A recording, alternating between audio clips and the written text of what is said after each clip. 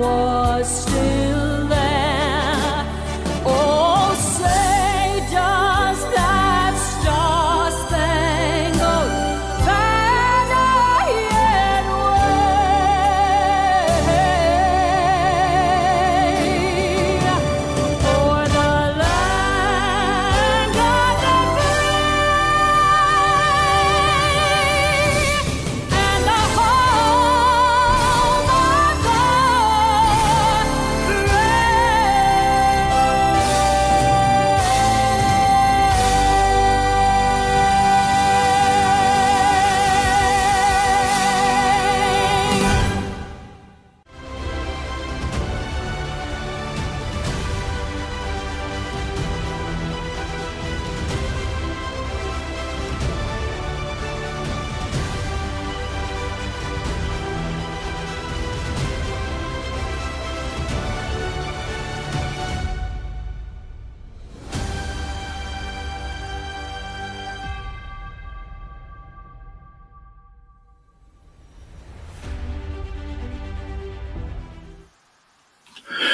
Good morning. How are you today? Hold on just a second. I want to adjust my watch here. It's 8 a.m. I have to. Hi. Wow. You know,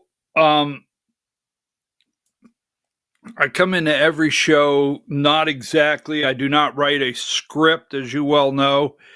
If you're new to the show, there's no script. I mean, I just spent 3 hours here just winging it. That would be me.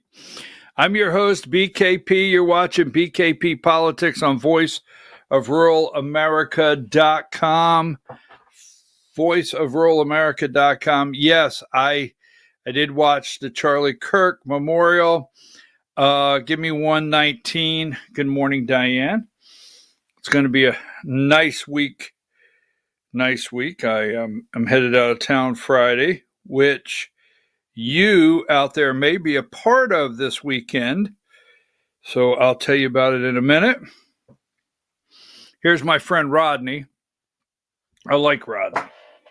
Atlanta News First. I'm not saying I like Atlanta News First, but I bumped into it at 4:30 a.m. I like Rodney.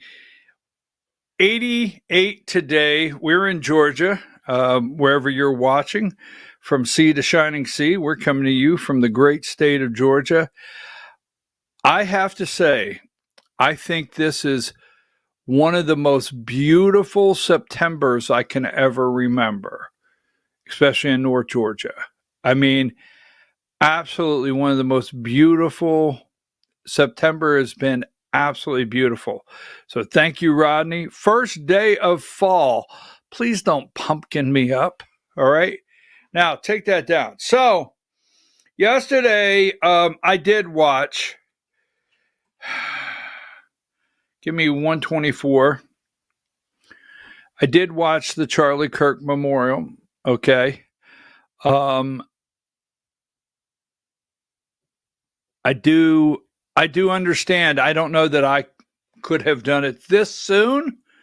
I may have had to deal with it for a little longer, but she actually said she forgave the young man that killed her husband.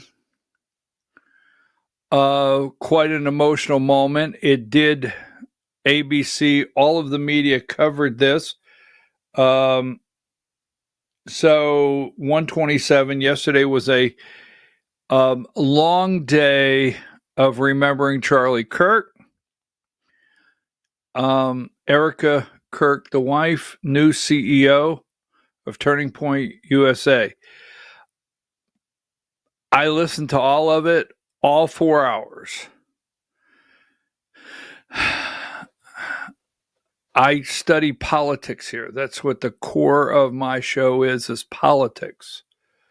I wish I had the ability. Now, I'm saying this seriously. I wish I had the ability to watch something without analyzing it. That's why I love comedies, shows, or movies where I don't have to analyze. Anything else I analyze. I did nothing negative today. We won't do that. Not planning negative in the near future, but I did analyze yesterday, and we will go over that a little bit. I guess I don't know any other way to say it.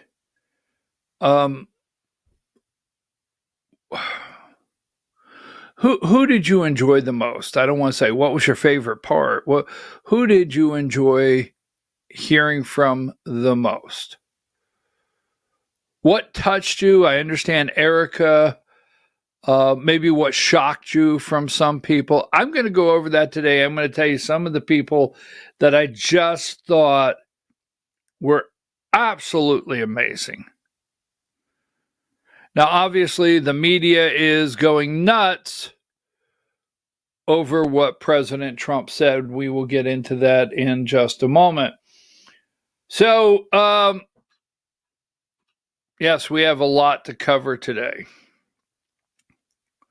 Number 11, right?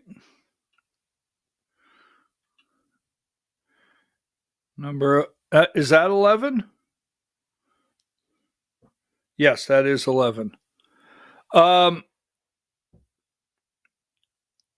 West Point reinstalled the nearly 20-foot canvas. Confederate General Robert E. Lee has been installed back into West Point. Give me, man, do we have a lot to do today? Let's go through a couple of the media hits. 17, we're going to go there, Diane. 17, I just want to show you, this is even media.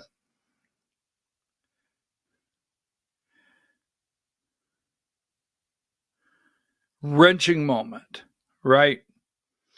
Number 18, this is a picture that went viral yesterday.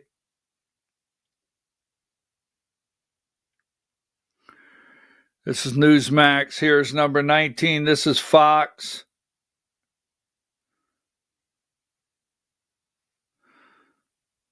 Widow tribute.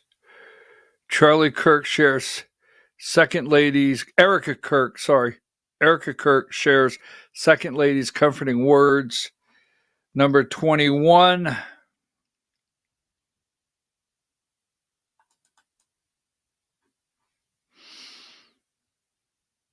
Charlie Kirk's memorial, Christianity and Politics.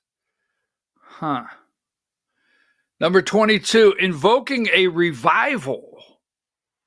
GOP hopes Kirk legacy unites and endures. Invoking a revival.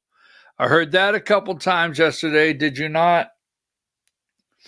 Number 24, Trump apologizes after he goes against Charlie Kirk's grieving widow after her stunning call to forgive her husband's assassin. I'm sorry, Erica. I'm sorry. I just can't do it. I can't do it. I can't do it. We will explain. All right. Trump was Trump. So how about this one for just a minute? Let's as we're getting closer to number 25, what Trump and Musk really said to each other as they reunited at Charlie Kirk's funeral after fallout. I know exactly what he said, but this is yesterday. Video 1 went viral.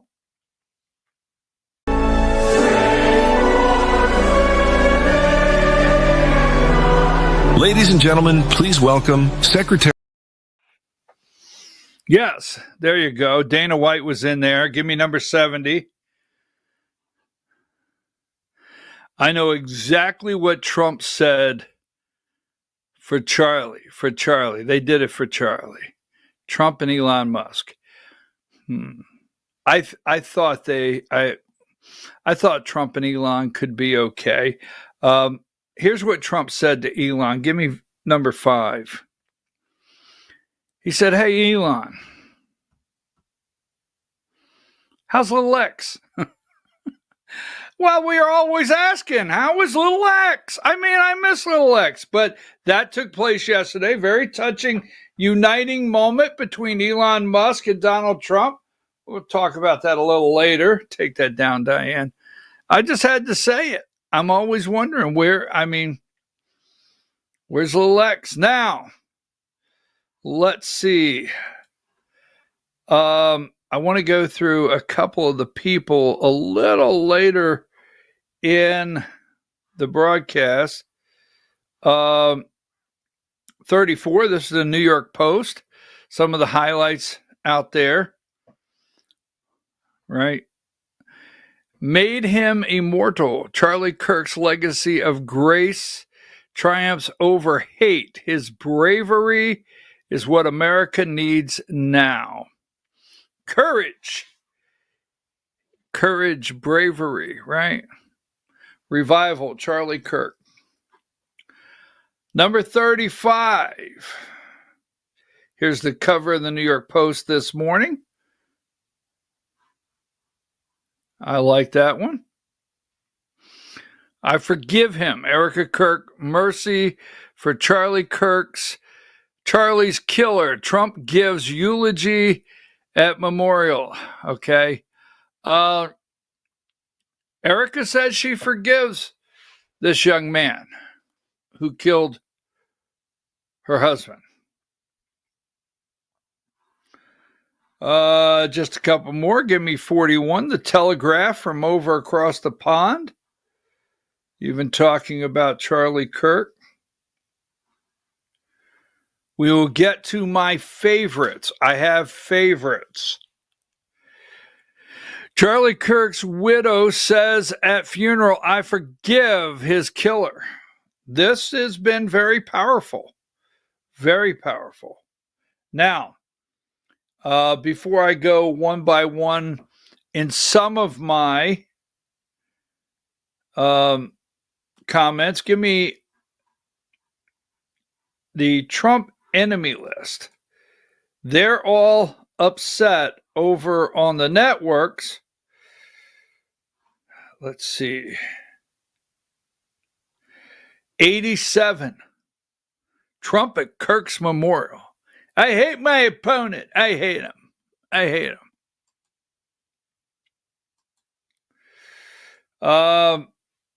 Yes, I hate my opponent. Let me see if I have a couple more I hate my opponent graphics.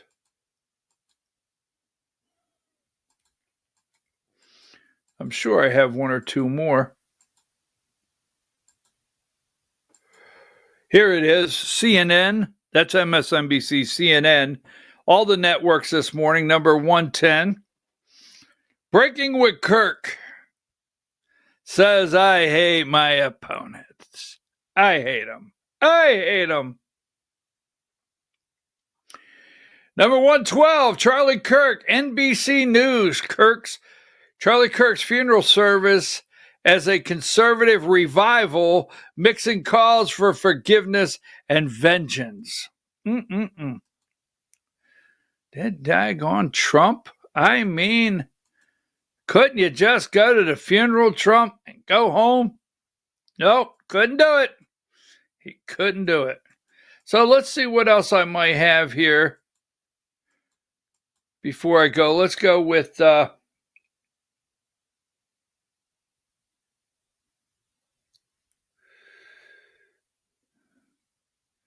video 13. A missionary with a noble spirit and a great, great purpose.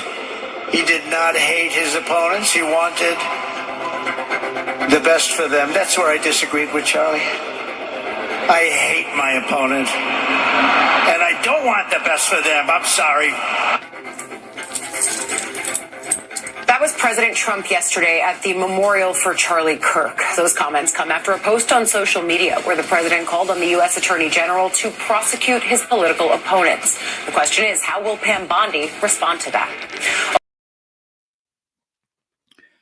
Boy, they just rolled that right into prosecute his political opponents, Pam Bondi, right?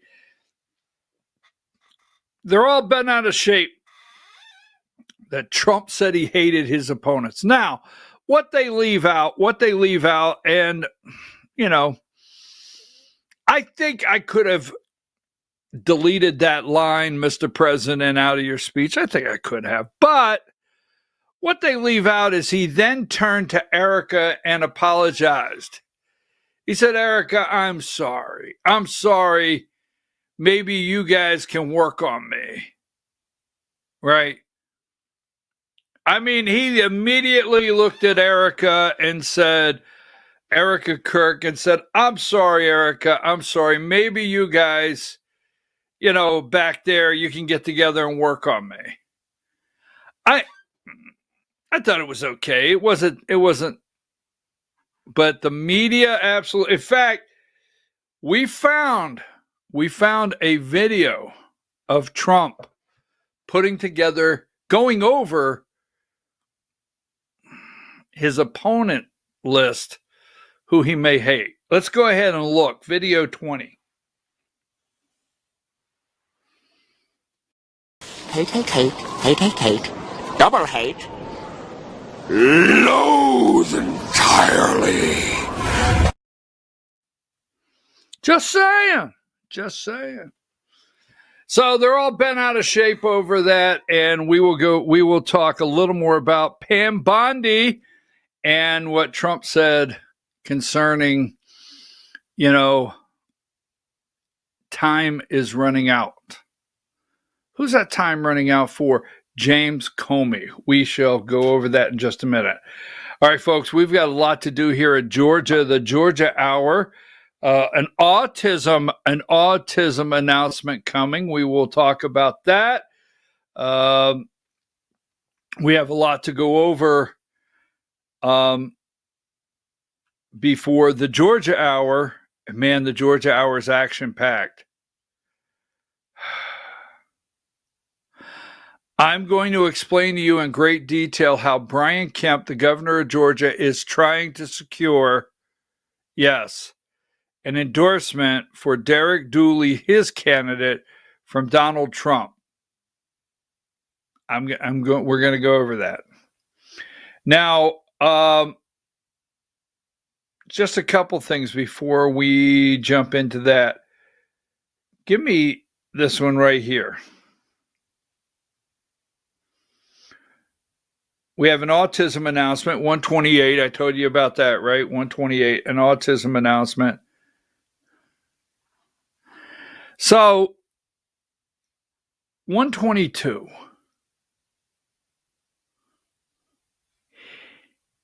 He's a tiger. 21. He's a tiger. He's a tiger. 120. He dedicated his life to protecting and caring for these magnificent animals. No, you did not. You did not. You didn't dedicate your life. You became one day a tiger snack. What is wrong with these people? So anyhow, this guy got killed training a tiger there in Oklahoma. He received several of the tigers from none other than he received several of the tigers from Joe Exotic, the Tiger King.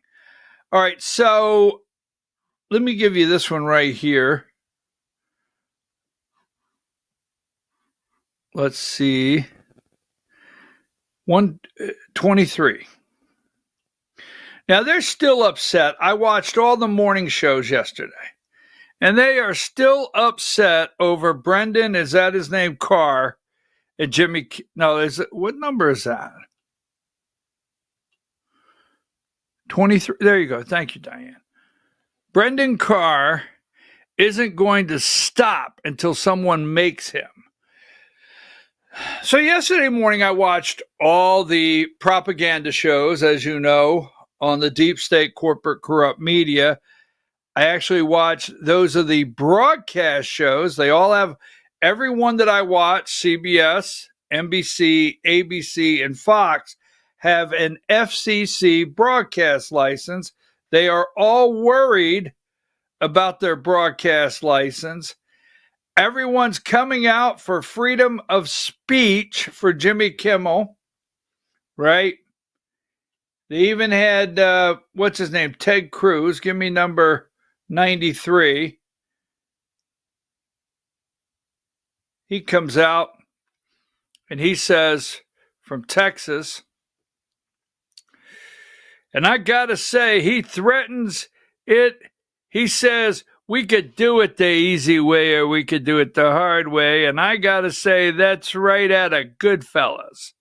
That's right out of Mafioso, coming into a bar going, nice bar you have here. It'd be a shame something happened to it. What's wrong with that? I mean, I don't see the problem. So give me number 94. They all of a sudden, yesterday I watched a video with Josh Shapiro, and I almost brought it on today, but I thought, we have time. Maybe in the week I'll break it down. But Josh Shapiro, the governor of Pennsylvania, and he did like a 13-minute interview with NBC, yesterday morning. And they're also concerned. Everyone's concerned with the FCC chair's comments threatening ABC Jimmy Kimmel. Absolutely inappropriate. Give me 95. Just absolutely inappropriate. And Josh Shapiro, the governor of Pennsylvania, does a 13-minute interview yesterday as though they forgot everything. All right, as though Matt Taibbi, remember the Twitter files?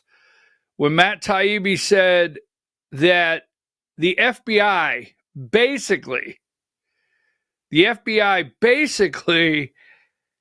had their own break room in Twitter's home headquarters there, right? Corporate headquarters. They had so many FBI agents in there, right? Mark Zuckerberg has come out and apologized to Donald Trump. He's come out on Joe Rogan and others and apologized, Mark Zuckerberg, on Facebook. Right? And Josh Shapiro acted as though nothing ever happened. And that's the Dems' MO. Move forward as nothing ever happened. It did not happen. If you don't acknowledge it, just keep going on the morning shows, being totally,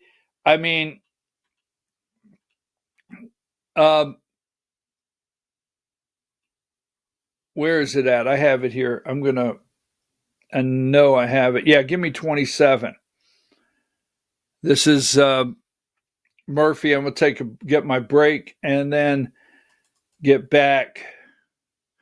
Murphy says this is one of the most dangerous moments America has ever faced. 28. This is Christopher Murphy is he from Connecticut? Connecticut Senator Chris Murphy said this is one of the most dangerous moments America has ever faced on Sunday.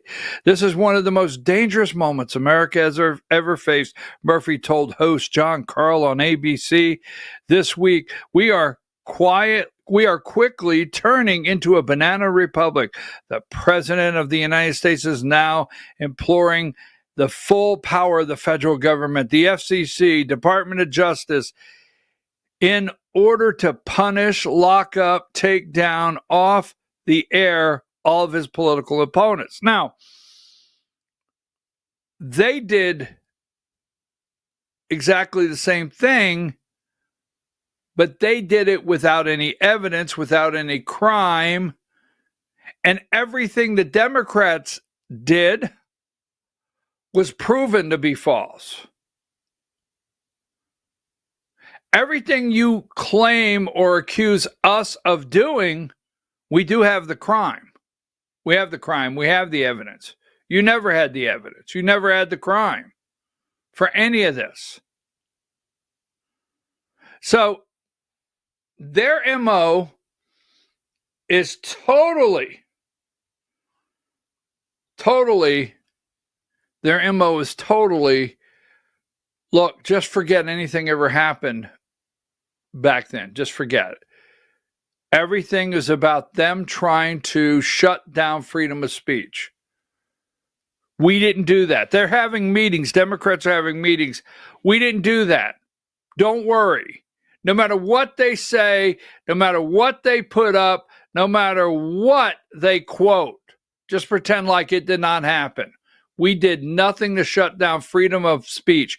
We did not go after Catholic families that were praying outside of you remember the lady that Trump pardoned that was just praying outside of an abortion clinic that had a small daughter that was in jail, the black lady, remember that? Trump let her out praying at an abortion clinic. Remember that one? You remember the FBI cars that would park in the parking lot to observe a Board of Education meeting? You remember all of that? Their MO is don't even talk about it, forget it happened, plow forward. Now, let me say this as far as freedom of speech is concerned. And Jimmy Kimmel, go back to a Kimmel. I've got one here somewhere. Give me, let's go ahead and give me number 95. First of all, stop referring to Jimmy Kimmel as a comedian. Stop. Just stop. Because first of all, his statement that he made concerning Charlie Kirk and the murder and MAGA was not intended to be a joke. So on all the Sunday shows, they're all talking about and stressed out on the media. When we get to where we go after comedians, right? These are not comedians, number one. So stop calling them that. Second, Trump said, look, when your coverage is 97%, and what Trump is saying here is what I've always said on this show. I believe in freedom of speech. I believe in freedom of the press. I believe we must have a free press. But I don't feel, if you start a match in the forest and then you go cover the forest fire, are you an arson or a reporter? I mean, what are you? So you can't do 97%. I've told you every morning, someone goes to all these networks and faxes the same run of show for all of them. And when it's 97%, the same thing on every network, every coverage, they just jumble it up a little bit. Then it's not news coverage. It's not information. They have a license. They have a broadcast license, and there's certain things that they have to do to maintain that broadcast license. This is not taking down freedom of speech, folks. It's not. Because what they have is a narrative. And what they are trying to do is manipulate a population, a percentage of the population with a narrative to create an outcome for the deep state. And that's what they're doing. So when you say, hey, it's not okay, you can do this the easy way or the hard way. You could decide that you're going to back down and you're going to start reporting accurate news. That's all that's ever been asked for. Or we're going to take steps. And what did Trump say on Air Force One when 97% of the coverage? And what have I always told you here? The founding fathers intended for us to have a free press, but the founding fathers, in my opinion, never felt that the freedom of the press should be used to be complicit in a crime. Everything these guys reported that have a FCC license about COVID, about Fauci, about a mask, about the CDC, about Russia, about January 6th.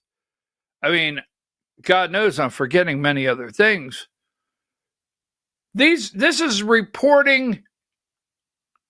It's criminal what they're doing.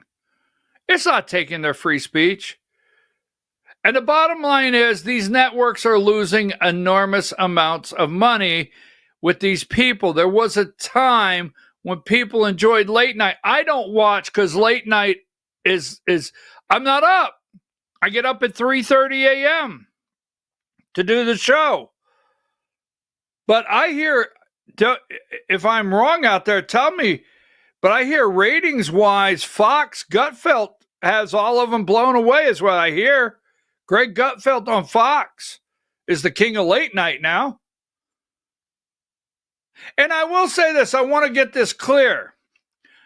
If you're a comedian out there and you really are a comedian, I get it. I absolutely get it. Trump is great material. I mean, it's got to be an amazing time to be a real comedian right now with Donald Trump as president of the United States. I'm not opposed against a good Trump joke. I like them. I mean, I watch 30-second clips. I don't go in there and watch. I just don't like when they get nasty, and the language gets real. But you go to that show, they got Kill Bill, right? And you go to some of these comedians, Shane Gillis, and I mean, I can go on and on. They use Trump material every day. I have no problem if you're a comedian, you come out and you do Trump material. I mean, the guy is serving it up to you, all right? I got no problem with that. Poke fun at Donald. I don't care. But this is not comedy. And these networks know this. And Brennan's saying, hey, Carr is saying, FCC, look, we can do this the easy way, and you guys could just realize the day of you carrying your narrative is not going to happen. Your manipulation is not going to happen any longer. And Ted Cruz, like, come on. So I'm not upset over freedom of speech. I like this one here. Give me this one and we got to go to break.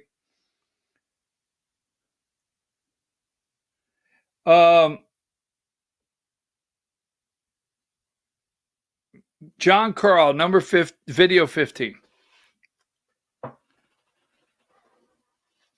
War of words continued on Friday when Carl pressed Trump on freedom of speech.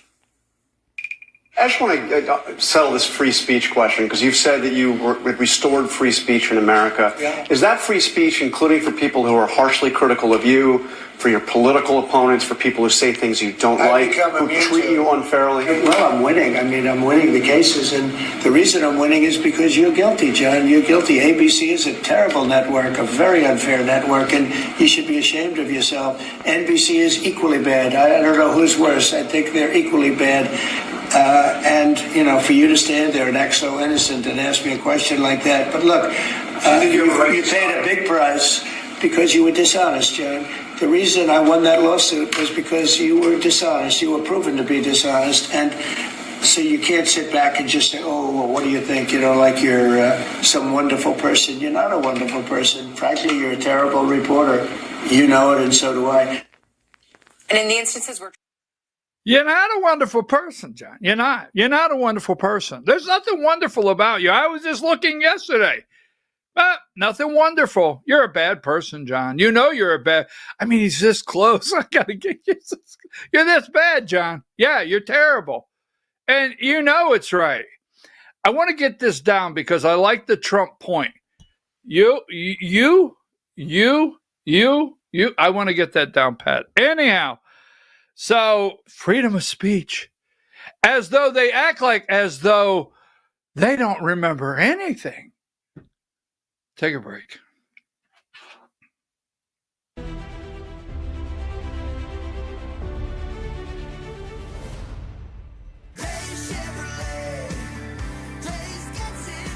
It's Truck Month Plus at Days Chevrolet in Jasper. Now save $11,000 off new Silverado 1500 crew cabs. Plus, get $500 bonus cash for your trade. Pick your Silverado from our huge selection. Save a whopping $11 grand off. Plus, $500 bonus cash for your trade during Truck Month Plus at Days Chevrolet in Jasper. Days Chevrolet. Days gets it done. Together, let's drive.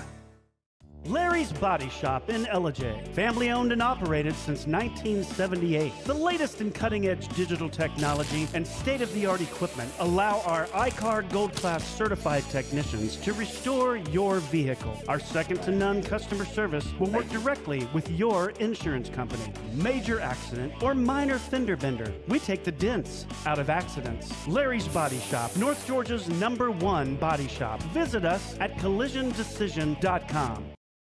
Why give your money to liberal media companies? Put your marketing needs in the hands of a conservative marketing professional and start getting results today. FYN Media Group, one of the top digital marketing agencies in Georgia, specializes in website design and hosting, social media promotion and management, and so much more.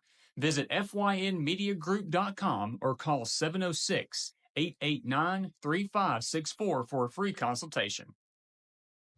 Welcome to El Rey Azteca Mexican Restaurant. We invite you to indulge your senses with our from-scratch authentic Mexican food. Whether you are hungry for fajitas or the El Rey Azteca burrito, we offer a wide variety of fine Mexican dishes, drinks, and desserts. Our inviting patio, indoor seating, and bar has a seat for everyone. So come to El Rey Azteca for delicious food, great drinks, good friends, and loads of fun in a casual and friendly atmosphere.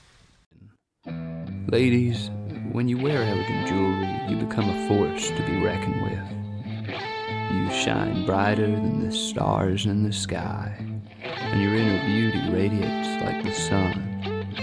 So embrace the magic, embrace the elegance, and let your jewelry be a reflection of your true, authentic self.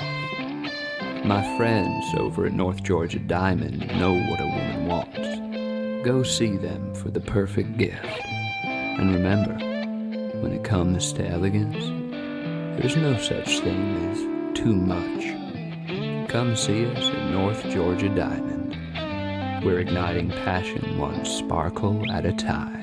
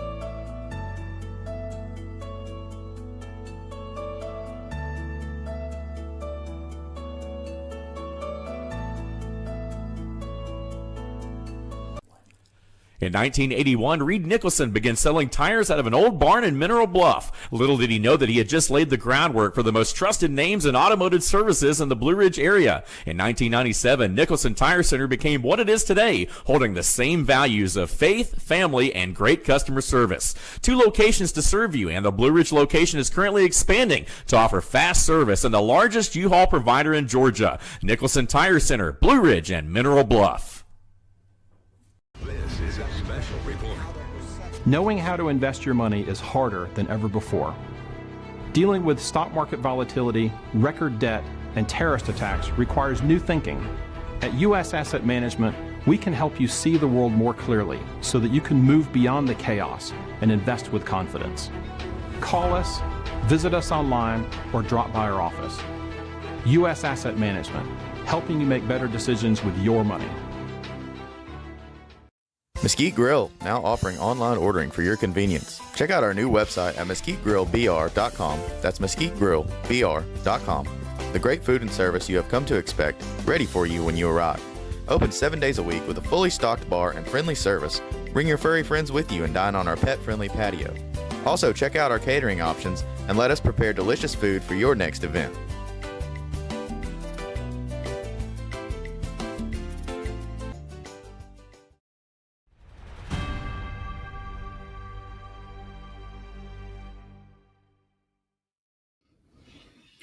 All right, folks, we are back. I'm your host, BKP. You're watching BKP Politics on voiceofruralamerica.com. Hi, Diane. Very seldom do I say something like this, but you're wrong. Easy, you're wrong. I'll tell you why. If you think yesterday's memorial was a diversion from blank, it wasn't. I'm going to tell you before we close what I don't want to be insensitive, and I'm serious because Erica Kirk lost her husband. They have 2 little children, but I told you when I started the show, I can't do it. I watch everything and analyze it. So I watched all 4 hours, boom, right there. Little Charlie, the dogs, we watched all 4 hours. And I analyzed it. Now, for the overall, there were a lot of things that I really enjoyed. Okay? A lot of things that I really enjoyed, but I'm going to give you the main. So, number 26. And yes, I know it was really heartbreaking, but I was trying to analyze this with sincerity. And let me tell you something, all right? Susie Wiles, very sincere in her comments, very sincere, all right? I'm just telling you. Now, some things channeled a message or attempted to channel a message. That's for a different day. Susie Wiles, to me, was very sincere yesterday. Now, this starts to sound as though I'm being judgmental, and I'm really not. But I don't know that a speaker went up there that I did not like. This is a top for me, number 48. This is a top for me. All right. And I want to take this right here. This is Rob McCoy. Rob, Charlie's pastor. And I enjoyed Pastor McCoy yesterday. I really did. And what I enjoyed is he took this opportunity with millions. You know, I went to a Billy Graham crusade. Okay? I went to a Billy Graham crusade. In fact, I organized some buses for that crusade. This is years ago. In Central Park, New York City, Central Park. Billy Graham crusade. And we'll talk about that on a different day. And the people that Billy Graham preached to that day, the altar call that Billy Graham gave, for years you watched a Billy Graham crusade and an altar call. And they would come forward. And not only the ones that were in the audience, but the ones watching on TV. So I think this arena holds 74,000. I think this arena holds somewhere around 74,000. They did have an area taped off. So maybe 60,000 were in there. I don't know. That's not a debate. But millions around the world watched this yesterday. And there are people that haven't been to church in years. Just, I'm going to go to church. Went and got the dust off their Bible. Opened it up. I think I might read it. I mean, there's things like that did happen this last week. And millions, this guy right here presented the message and gave the invitation to millions yesterday. Millions. And he couldn't have them come forward like a Billy Graham, crusade. But he said, if you're saved, if you know Jesus as your Savior, stay seated. If you want to receive him today, stand up. And there were several in the audience that stood up. So my prayer goes out to those that made that commitment yesterday. And the ones, you need to find those that made that commitment yesterday. If you're back home, you need to surround them with love, care, talk to them. But his pastor, Rob McCoy, outstanding. That's number one. All right. Now, I'm not going with the traditionals, right? Trump, no. I enjoy President Trump. Erica Kirk, yes. Okay. Now the second one for me, there was several. There's three, and there's a top. I'm going to give you my top. Woo, boy, am I going to get in trouble. The second one is 67.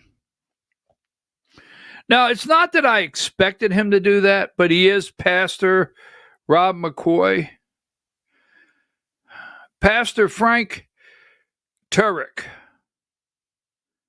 He shared the account of being in the car. Now, please, let's not argue today. We'll wait till Wednesday, okay? We'll have a difference on Wednesday. But today, let's not argue. But I was talking with a friend, and remember when Charlie got shot? We immediately had, it's very interesting that it happened this way, but we immediately out here had that very graphic, slow motion close up. Now, camera film, keep this in mind, we'll get in, we might tomorrow or Wednesday. But I find it interesting that we lack some film, but that one right there, we had that instantaneously. It was out. Everybody was able to see that. I find that interesting in itself. But I talked to a friend, and we were on the phone watching it together. I say, he's dead. They could put him in any car and take him anywhere they want. He's dead. And this guy, and there was, you remember after it happened, there were moments where people were posting online, Charlie has a pulse. He was dead in the car. And Frank, Dr. I think he's a doctor. Yeah, Dr. Frank Turek said he was dead in the car. He was instantaneously killed, and he told the story. When I say second, I mean I really enjoyed him yesterday. I get it. Tulsi Gabbard was there and Tucker was there, but these are the kind of people that I really thought they were just pouring out their love for Charlie Kirk. Now, here, all right, get your Rotten Tomatoes ready. I know. Get your Rotten Tomatoes ready. I can see it coming. Well, I got it here somewhere. 107.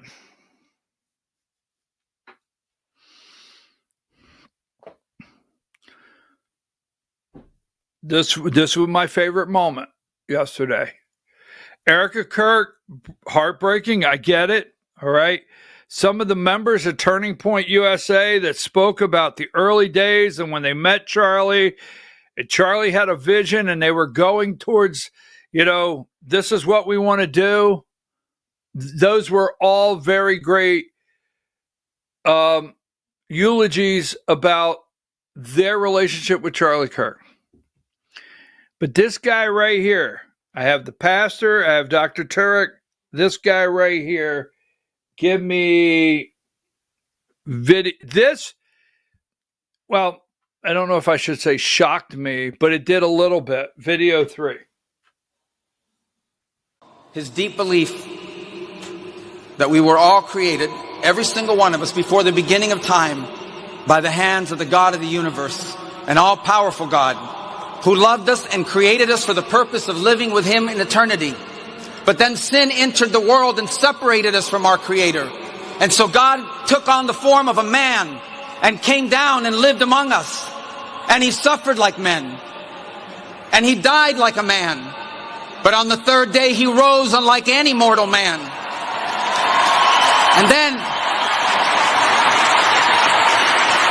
And to prove any doubters wrong, he ate with his disciples so they could see, and they touched his wounds. He didn't rise as a ghost or as a spirit, but as flesh. And then he rose to the heaven, but he promised he would return. And he will. And when he returns, because he took on that death, because he carried that cross, we were freed from the sin that separated us from him. And when he returns, there will be a new heaven and a new earth, and we will all be together, and we are going to have a great reunion there again with Charlie and all the people we love. Thank you, and God bless you. Now, every Southern deacon out there was saying, come on now. Bless him, Lord. Bless him, Lord. Every Southern deacon out there was giving it to him. Marco Rubio. Bless him, Lord. That was, I tell you, that I have chills right now with what I expected it from the pastor. He did a great job. I enjoyed the comments from Dr. Turek. Great, just really enjoyed it. But Marco was up there. He said this kid called him, Charlie Kirk, the kid called him and said, I'm going to go to college campuses. And he thought, why don't you try something a little easier like communist Cuba, But that was great. Now, let me give honorable mention, number 106. I have to give honorable mention to this Jewish young man. This little Jewish young Stephen Miller. I have to tell you, I mean, Trump took a damn chihuahua to the White House. Stephen Miller is like a chihuahua. He will bite your heels all the way in and out of that Oval Office and never blink. He did an amazing job yesterday. He really did. And 109, JD Vance really did. He did a great job also. Give me 108. Charlie Kirk's memorial. Trump did a great job. Susie Wiles, Marco, RFK Jr. I thought did very well. Pete Hegseth, Tulsi Gabbard. I was kind of impressed. I don't know. I like Tucker Carlson in general. Don't know if exactly if everything he said fit into yesterday. So I'm going to take a break. I'm going to come back. Well, why is the guy dead? Why is the guy dead? Why'd they kill him? Think about it when we return. Take a break.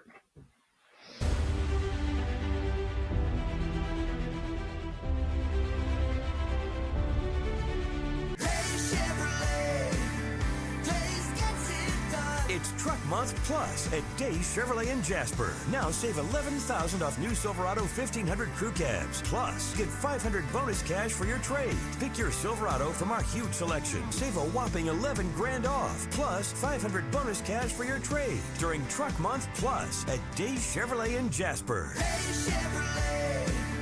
Days gets it done. Together, let's drive.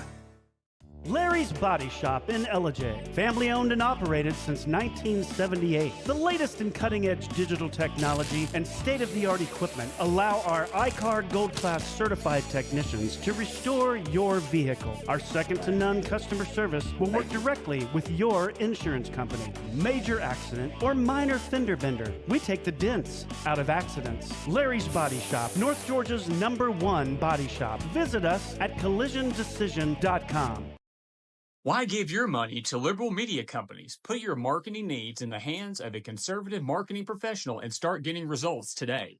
FYN Media Group, one of the top digital marketing agencies in Georgia, specializes in website design and hosting, social media promotion and management, and so much more. Visit FYNmediagroup.com or call 706-889-3564 for a free consultation. Welcome to El Rey Azteca Mexican Restaurant. We invite you to indulge your senses with our from-scratch authentic Mexican food. Whether you are hungry for fajitas or the El Rey Azteca burrito, we offer a wide variety of fine Mexican dishes, drinks, and desserts. Our inviting patio, indoor seating, and bar has a seat for everyone. So come to El Rey Azteca for delicious food, great drinks, good friends, and loads of fun in a casual and friendly atmosphere. Ladies, when you wear elegant jewelry, you become a force to be reckoned with. You shine brighter than the stars in the sky, and your inner beauty radiates like the sun. So embrace the magic, embrace the elegance, and let your jewelry be a reflection of your true, authentic self. My friends over at North Georgia Diamond know what a woman wants. Go see them for the perfect gift. And remember, when it comes to elegance, there's no such thing as too much. Come see us at North Georgia Diamond. We're igniting passion one sparkle at a time.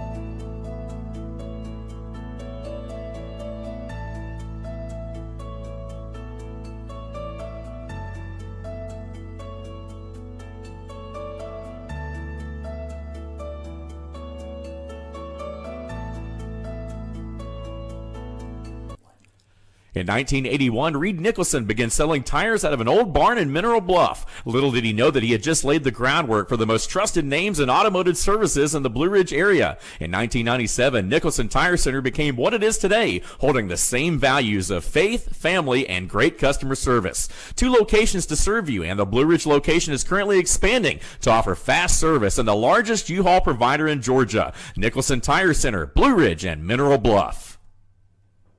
This is a special report. Knowing how to invest your money is harder than ever before. Dealing with stock market volatility, record debt, and terrorist attacks requires new thinking. At U.S. Asset Management, we can help you see the world more clearly so that you can move beyond the chaos and invest with confidence. Call us, visit us online, or drop by our office. U.S. Asset Management, helping you make better decisions with your money. Mesquite Grill, now offering online ordering for your convenience. Check out our new website at mesquitegrillbr.com. That's mesquitegrillbr.com. The great food and service you have come to expect, ready for you when you arrive. Open 7 days a week with a fully stocked bar and friendly service. Bring your furry friends with you and dine on our pet-friendly patio. Also, check out our catering options and let us prepare delicious food for your next event.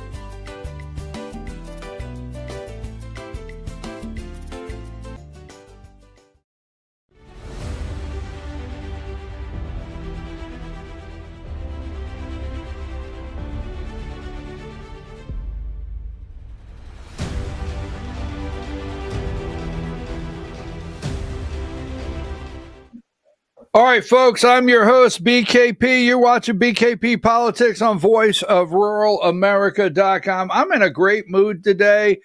I told you this today is the first day of fall, and I have to say this is one of the most beautiful September.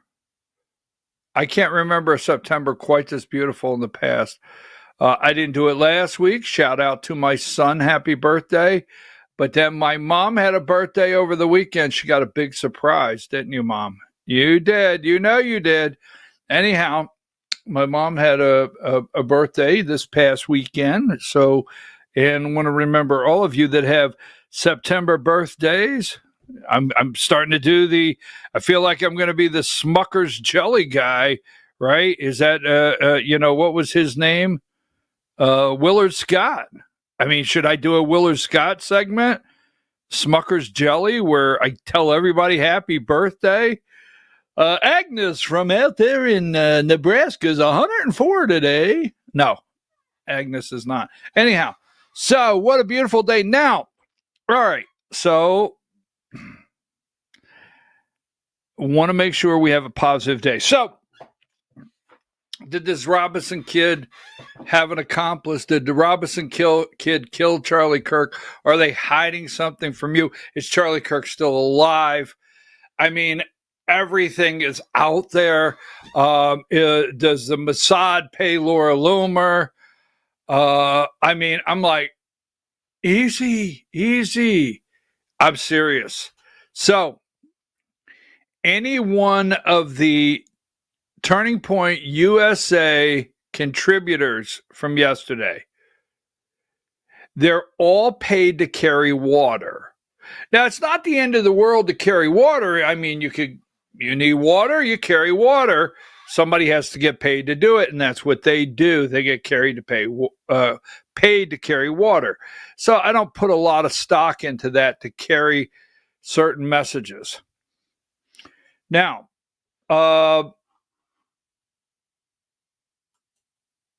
everything has a meaning. So before we get into it, I actually think, and I've asked you very nicely, folks, let's not argue and fight. I actually think that Charlie Kirk is dead. I actually do. But let me say this. I don't know what age you are out there, if you're children's or whatever. I think 30 years from now, you're going to be asking Congress to release the Charlie Kirk file. I just do. So I get it. I mean, we did not have the internet for JFK. We did not have the internet for RFK Jr., MLK, Malcolm X, and so on. But, although we have the internet now, it's possible 30 years from now you're still asking them to release the Charlie Kirk file. So we're going to go with my take that he's dead. They had to get rid of him. And I have to tell you, no matter how ugly this sounds, these are bad people. They're very, very bad people. Now, Charlie Kirk had a passion for young men. And I agree with that. All right. His core was a ministry to young men. Young men, be a man, be in your home, be a leader in your home, get married, right? Have children, get a job, rush the kids to this practice and that practice and do their homework together. His passion was young men. He was trying to get young men out of the basement from playing video games all day, or discouraged from not being able, the job market, whatever it may be. Young men have checked out. And Charlie Kirk was trying to regenerate our young men in this country, period. All right? Now, Trump did win a record youth vote. He did win a record youth vote. He just did. Bottom line. Give me number 29. Now, we have 2026 coming up. Yes. I just answered it. Yes.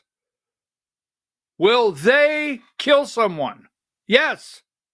They will.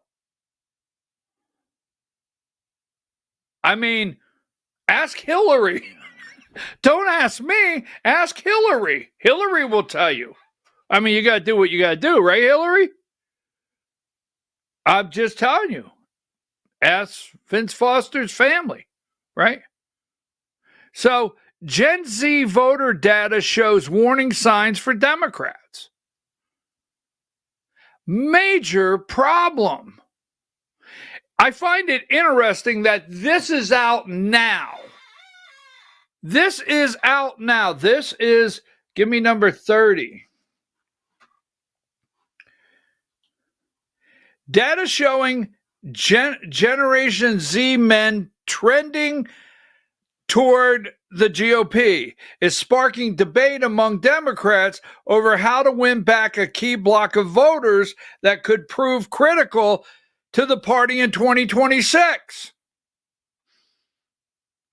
Now, I know what you're about to say to me, and I know how upset you're going to get with me. I know it. I just feel it coming. Like, today, you got to do this today? Why, you know what? COVID 2020. You do realize since the day that this damn Donald Trump came down the escalator, there has been a stop Trump. I don't care who you have to run over, who you have to kill, who you have to lie on, who you have to put in jail, who gets prison, what the FISA warrants happen, Papadopoulos, whatever. You do whatever it takes. So what you think, here's what you think. You think the Stop Trump train took a break. Oh, wow, let me help you here.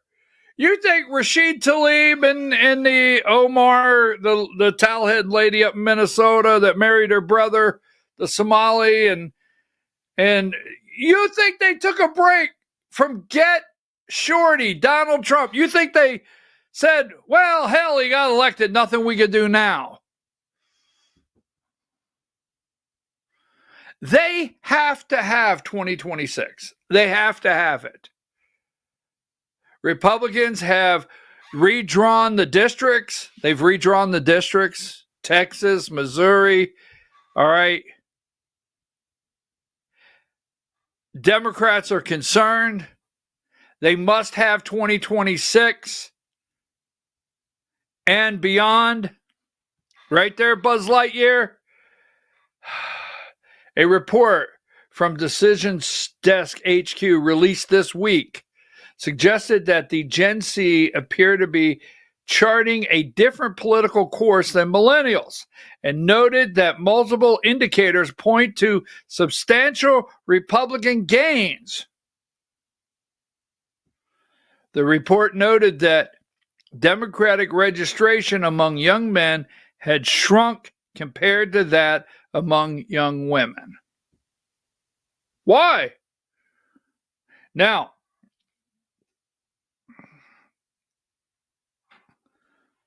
give me video 16. Back to way too early, exactly 5:30 here on the East Coast, 2:30 out west. I'm Ali Vitale. New data shows the Republican Party making strong gains with young men from Generation Z. This report comes from Decision Desk HQ, suggesting Gen Z is trending differently than their older counterparts, millennials. The younger generation, especially young men, are moving toward Republicans. Some polling released in June found Republicans edged out Democrats among young men at 48% to 42%.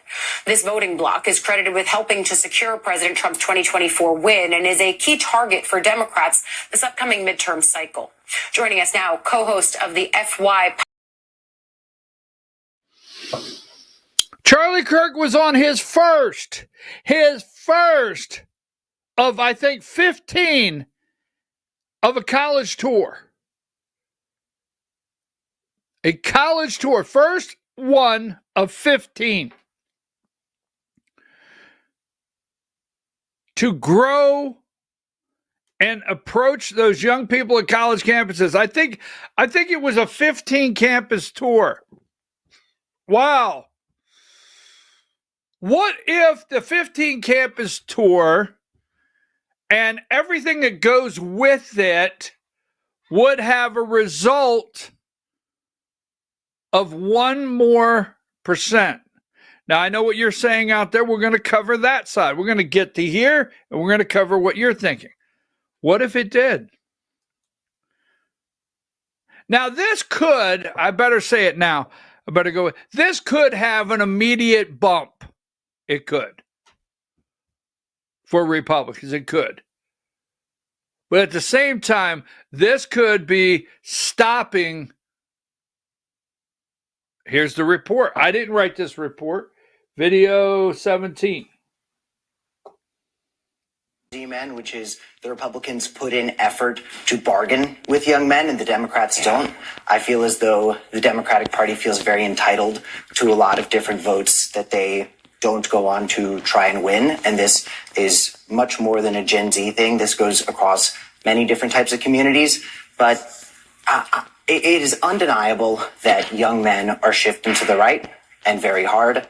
But I get really annoyed when people act like this is some sort of fatal thing, like this can't be fixed. It could actually be fixed very easily. You have to talk about affordability and cost of living and put economic issues at the center of your agenda and communicate those things. Young men. Yes, my sincere apologies. I will put the word fatal and fixed in the same sentence referring to Charlie Kirk. I mean, they say it in black and white. They say it in black and white. I mean, this doesn't have to be fatal. It can be fixed. How do you fix it? Well, we'll start with, now I'm serious. That's just the way I feel, right? Because this is a shift. And it's a shift to the future. You see, let me tell you this little something out here, no matter how insensitive it sounds. There was a time when it was said, all we have to do, now pay attention to me because I know what I'm talking about, and if you pay attention, you'll understand a little more about the direction they're going than what somebody over here that is getting paid to carry water is trying to spew this morning. Here's what they said for the longest time. If they could just outweigh me. A friend of mine, we'll call him Frank because that was his name. That was pretty good. A friend of mine, Frank, he calls me up. He's dead and gone. Frank's dead and gone. Okay. Oh, God, I love Frank. And Frank called me up one afternoon, and he said, and he was an elderly gentleman, he said, you know, all they have to do is outweight us. I mean, that's it. That's it. I just have to wait us out. Outweight us, wait us out. I don't know. Anyhow, all they got to do is wait us out. There you go. Wait us out. That works. That's it. Once we're out of the way. Now, this is about the time the Turning Point USA, Charlie Kirk, turned the lights on in the home office. I'm serious. So Democrats knew before, right? They knew before. All they had to do was wait out. Damn it. Excuse me. I hope no kids are watching. All they had to do was wait, and they would thin the herd. We'll go with that. That over a matter of time, they would thin the herd, and that's what they needed. Because seniors are more conservative. Seniors are basically vote Republican, blah, blah, blah, blah, blah. Tea Party crazies, as they called us.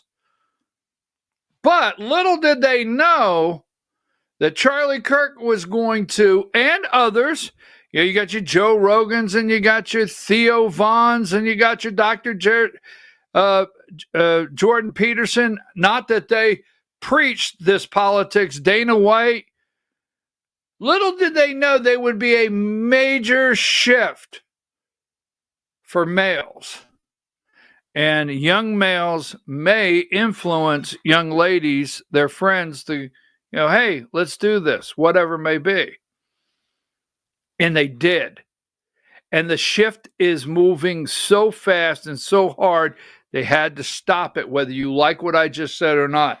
Give me video 18.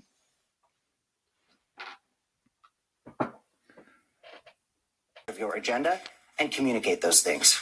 Young men have been radicalized on a lot of social media algorithms by malicious actors who try to convince us that the opportunities we feel robbed of in life right now are being taken from us by women and minorities.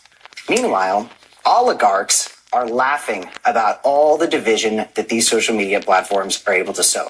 So if the Democratic Party had any gall, if they had a brain, they would go to young men, bargain with them, and say, you are being left behind. You are being thrown under the bus. But it's not woke. It's not DEI. It's the oligarchs. And unfortunately, a lot of Democrats are still taking money from these people. Folks, you're going to hear radicalized. Now, what happened? The dark web radicalized. You're going to hear radicalized. All right? I'm just telling you right now, that's what you have to watch for next. That's coming. And let me say this. There are in the deep web, I see it all the time, so I don't know how we correct that when I say correct, because I am a freedom of speech advocate. But there's a lot of false websites. I get people send me articles that come from false websites, not that they intend to. But you can build a website, you can make it look like a news network, and you can have people post false information on those that look as though they're coming from a credible site. It happens all the time. So it's very interesting. All right. So how, when I say we correct this, I'm not for sure. Now, we have the United Nations in New York City, number 37. We've got everybody wanting a two-state solution, except for the United States. We'll talk about that later. Palestinian state. So what I'm going to do is we got to get ready for the Georgia hour, but I've got one more segment I want to do in Georgia before we get to the Georgia hour.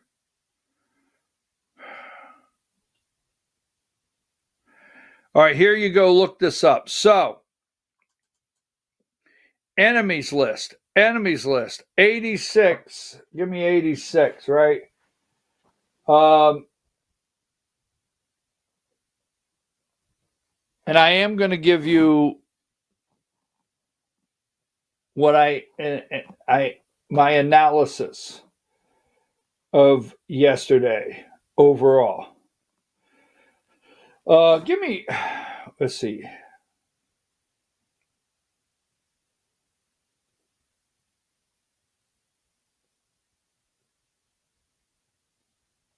We did the free speech. All right. So here's what you got there. Trump urges Bondi to go after his political enemies. And this went around the internet yesterday or this weekend. Give me number 116. Pam, I reviewed over 30 statements and posts saying that essentially same old story as last time, all talk, no action, nothing to be done. Now, what about Comey, Adam, Shifty Shift, Letitia, the list goes on. They're all guilty as hell. We can't delay any longer. It's killing our reputation and credibility. They impeached me twice and indicted me 5 times over nothing. Justice must be served now.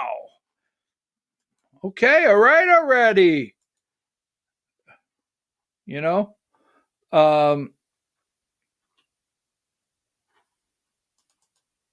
Give me number 58. So, that's what you heard. Justice must be served now. Pay attention to this is coming.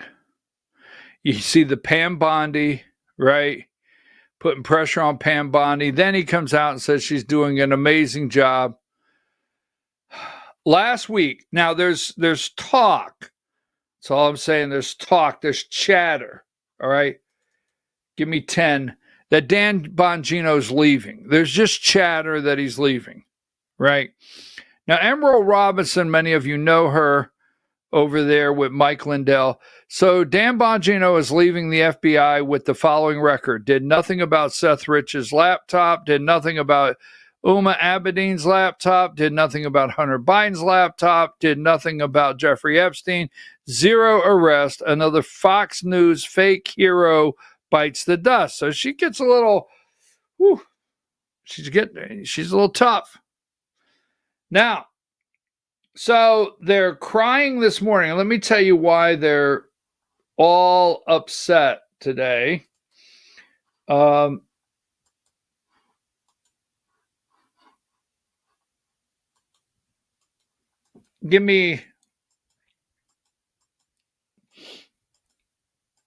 We have it here. I'm going to go through some of these in just a minute. We got to talk about 102. Trump calls on Attorney General to prosecute political foes. You see, they're getting out in front of this, and I'm going to just give you exactly why political foes. Number 115, Trump demands that Pam Bondi move now to prosecute foes. Well, so I've watched all the networks yesterday. I watched Charlie Kirk. I watched 4 a.m., 5 a.m., CNN, MSNBC, ABC, Good Morning, Early Good Morning on ABC. And they left something out. And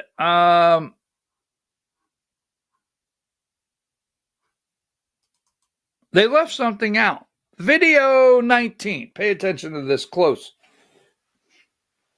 that job. And by the way, guys, I just want to make it very clear. This isn't just about the New York Attorney General. That office is also investigating a statement made to Congress by former FBI Director James Comey back in 2020. And the statute of limitations on that issue elapses in a little over a week. So our sources are telling my colleague Carol Lenig and I that we should look for a potential indictment of the former FBI Director James Comey out of that office in the next week. The stakes are very high here.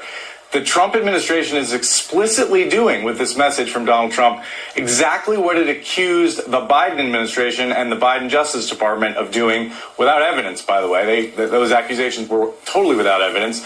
Weaponizing and politicizing the Justice Department against the president's political enemies. That's out in the open now. We've been warning about it. We've been discussing it for months. This message from Donald Trump really lays it all bare. And what's happening in the Eastern District of Virginia is just stunning, really. I mean, we saw. No, that's not what happened. You see, I told you earlier in the show, they're going to run the narrative. This is the same thing. You know, like they don't remember what happened. It's not. It's not political retribution against your enemies. It is absolutely not. It's called they broke the law. We're going to prosecute them.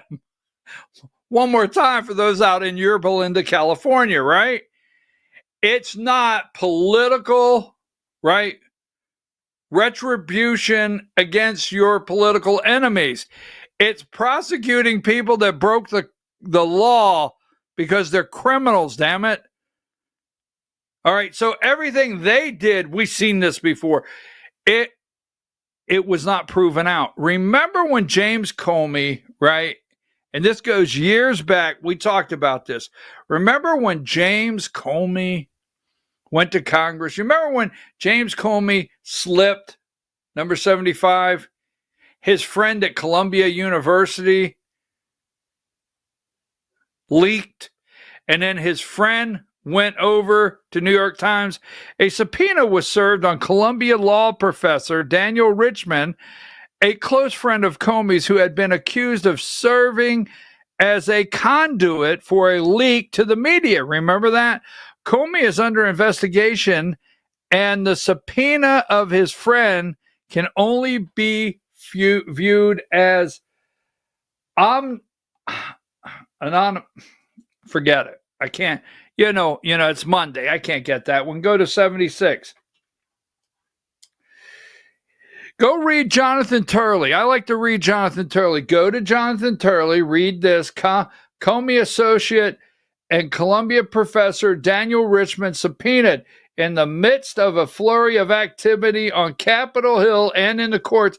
Single subpoena for federal prosecutors last week went largely unnoticed.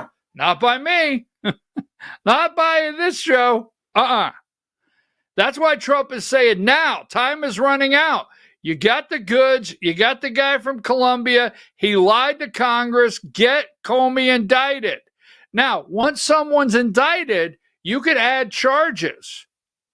You can add charges. That's what will happen. A lot of times they'll say, well, let's get this person in here. Get them on something. We can add charges later. Keep that in mind. Take a break. We'll be right back.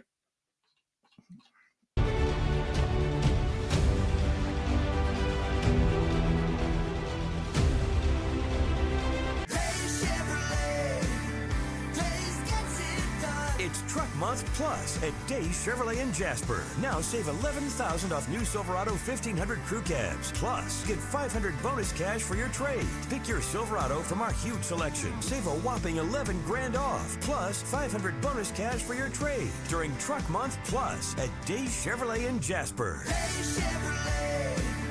Days gets it done. Together, let's drive. Larry's Body Shop in Ellijay. Family owned and operated since 1978. The latest in cutting-edge digital technology and state-of-the-art equipment allow our iCard Gold Class certified technicians to restore your vehicle. Our second-to-none customer service will work directly with your insurance company. Major accident or minor fender bender. We take the dents out of accidents. Larry's Body Shop, North Georgia's #1 body shop. Visit us at collisiondecision.com. Why give your money to liberal media companies? Put your marketing needs in the hands of a conservative marketing professional and start getting results today. FYN Media Group, one of the top digital marketing agencies in Georgia, specializes in website design and hosting, social media promotion and management, and so much more. Visit FYNmediagroup.com or call 706-889-3564 for a free consultation.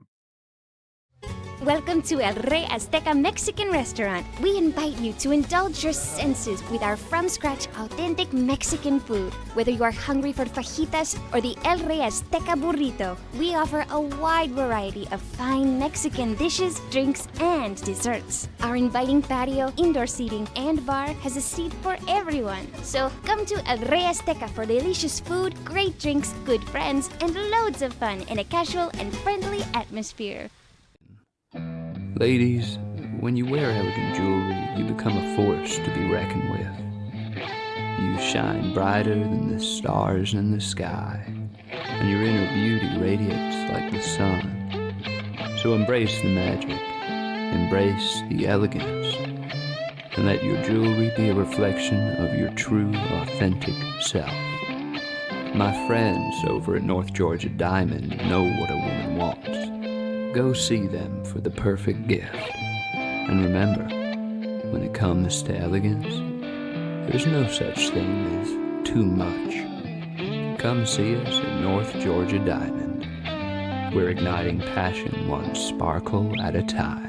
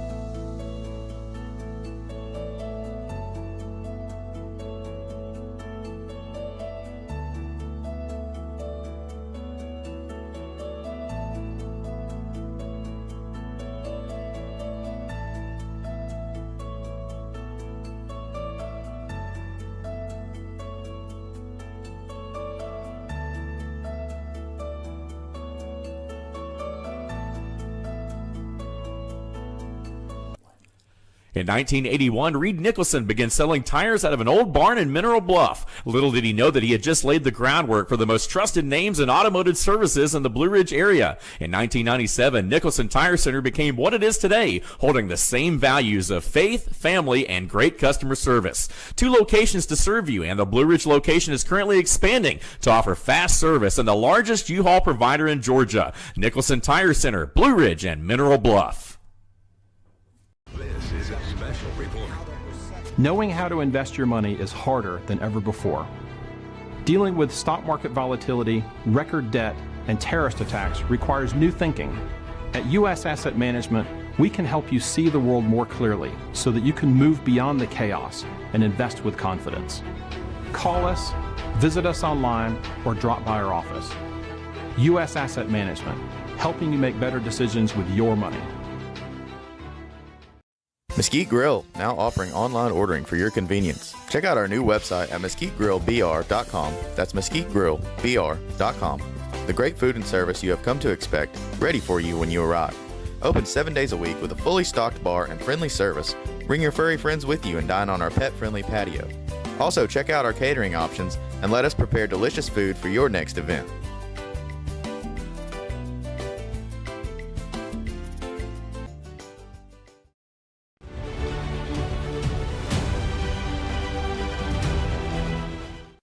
All right, folks, we're back. I'm your host, BKP. You're watching BKP Politics on voiceofruralamerica.com.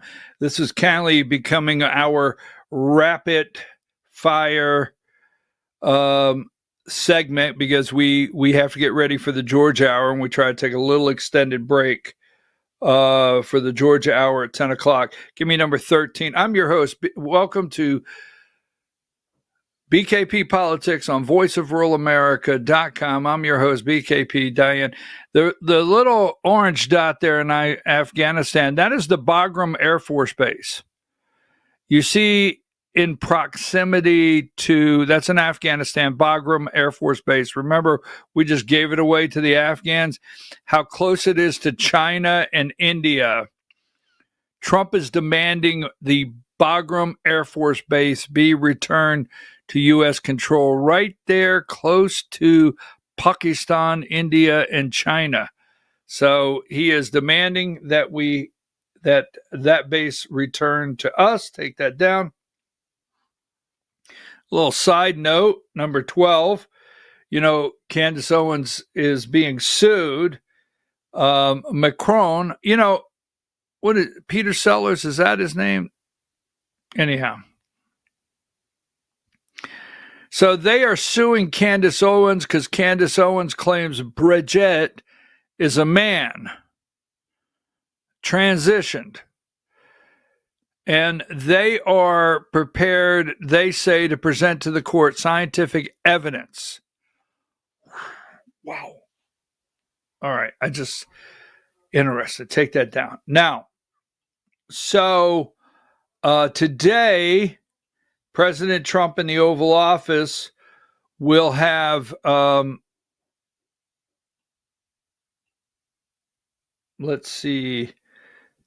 autism. Today they will discuss autism. Now, I just want to say this, 128.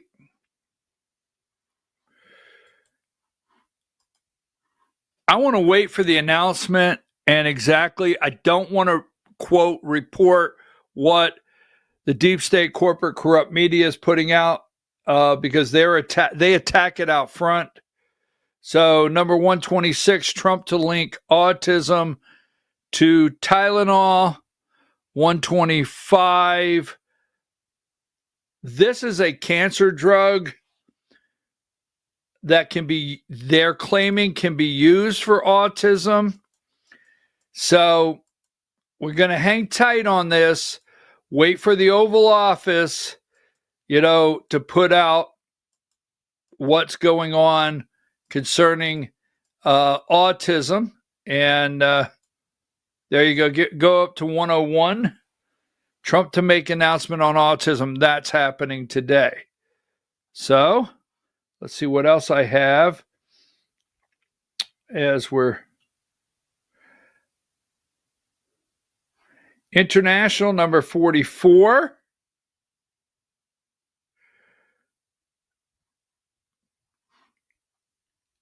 Just so you know, North Korea is willing to hold a dialogue with the U.S. if it stops insisting to denuclearize, says Kim. If we accept them as a nuclear country, they want to talk. I mean, I don't know that we're not too far gone on that one. I have to say, I mean, he's got warheads, he's got intercontinental ballistic missiles. This is over in Korea. Attention rises over potential number 47. Sorry. Trump Kim meeting during APEC summit.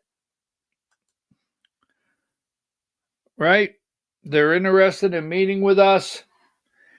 Then we have this, number 42. They are tired of their drug runners getting blown up. Venezuela confirms Maduro sent letter to Trump seeking direct talks. They want to talk. Just saying. How about this one here? Because the media will not.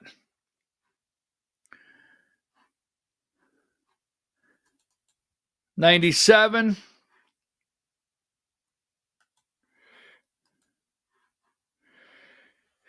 U.S. Dominican troops seize nearly 1,000 kilos of cocaine. Number 98, cocaine. I like this story. Now, number 99, if you will look behind Gavin Newsom, law enforcement wearing mask. Now, please excuse that. That's the first day of fall sneeze. California bans most law enforcement officers. The guy behind him in the white shirt and a black jacket, that's the superintendent of schools of LA County. They're trying to do everything from ICE 100. They want to outlaw this right here. Now, what they want is they want all of the federal agents that are out there on immigration enforcement to be full-faced so you could do facial recognition and their wife could call and say, you know, we've got people that are painting nasty things on our driveway out front. Yeah, they want to be able to attack these people. Yes, exactly. And how can you identify these agents and attack their families? That's right, if we can't see them. So that's what Jason, it's not the fact that the people are here illegally. Now, I know this is pretty big. 103, two-state solution. Right? That's all I keep hearing is two-state solution. There will be no Palestinian state this side of Jordan. All right? I'm going to pause on this for a reason. I've got two more things to do before we get to the Georgia Hour. But I am fully aware Canada, the EU, England, the UK, Canada, Australia, many are saying they now at the UN this week are going to vote to recognize a Palestinian state. We shall discuss later, but it's UN week in New York City. Not just a bad traffic jam. Now, take that down. So give me video 11.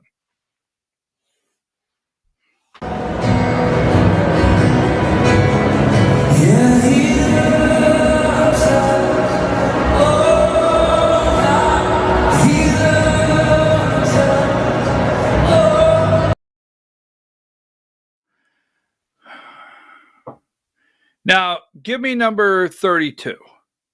So I want to say this, and we will look at this later down the road. You see the crowd. You see the enormous crowd, right? And I'm okay with that. But let me explain something to you. And we will develop this. But keep this in mind.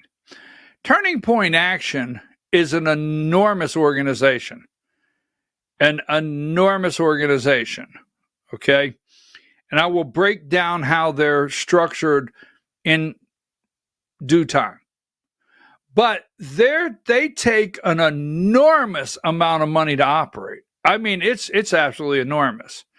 So when you have donors, and I mean large donors like they have, do you realize yesterday the very first person was a donor? Very first person was what they call a challenge donor, right? Told the story about challenging Charlie. You need $50,000, go get 25. We'll give you a check for 25. Now, throughout the day, this organization not only just some great revival, but at the same time, the stability of the organization. I think I heard we are here to stay, right? We're going to be stronger than ever. It's going to be bigger than ever. How many times yesterday? And everybody there was to help put a solid foundation under Turning Point USA. Because let me say this. Quit thinking that all of those people are just so kind and loving. Think of them as the bank, right? I mean, when the husband dies, the banker shows up and pats the wife on the back on Monday, and then on Wednesday, maybe not even Wednesday, they want to know, now, did he have insurance? I mean, are you financially able? Yeah, that quit thinking that is a period of time. It's not. If you donated, you may be in tears. They may be in actual tears and crying if they donated $1 million last year. But wait a minute, what's the next million? So I will say this. I wish them well, okay? Number 34. I wish them well, but the leadership in the organization was not Erica Kirk. I'm sorry. Erica Kirk still has 2 little children at home. Erica Kirk wants to be a mother. I will see. I think it's actually, to me, and this is just my opinion, it's way too early. I think the only reason they came out and named her the CEO is we need donors to send checks. I'm serious. I am very serious, not being insensitive. I mean, I think this woman is grieving. I think this woman has to have more time. I think she's heartbroken. She got 2 little kids at home. CEO of a $100 million organization. Now, I will leave this part, and we will go further into this, okay? And I wish them well, but we must keep our eyes open because this organization takes massive amounts of money. And who can influence this organization? Now, I will tell you something about Charlie Kirk that I never met. He was focused. He knew the end game, and he knew what he wanted to accomplish, and no one was taking him off that mark.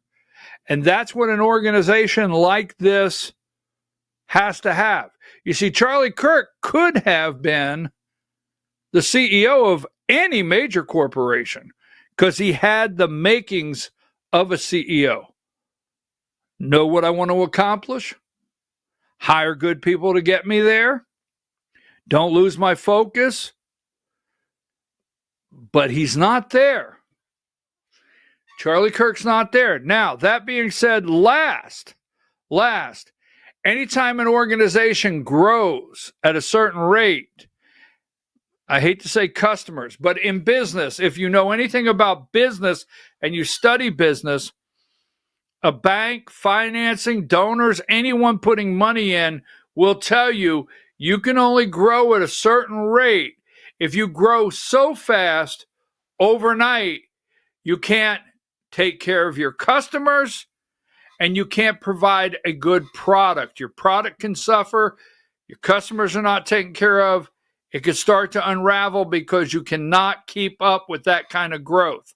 So watch these kind of things that are coming up. Now, this weekend, let me put this up. Diane, number 3. Don't forget,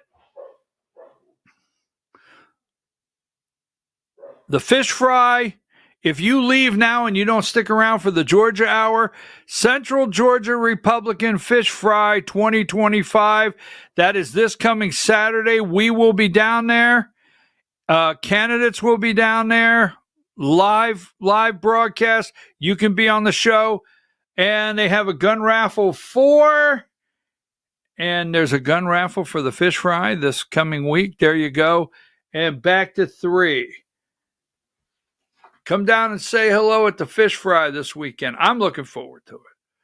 We will be back at 10 o'clock. Is that 10? Somewhere around there. 10 o'clock with the Georgia Hour.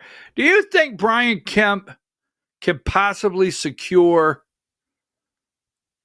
a Trump endorsement for Derek Dooley? Do you think it's possible? I don't know. And we have elections coming up. Take a break.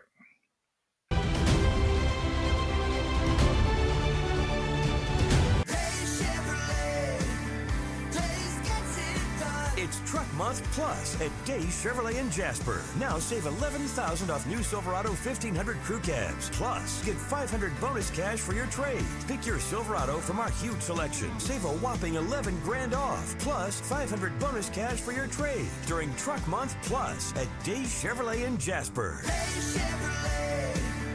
Days gets it done. Together, let's drive.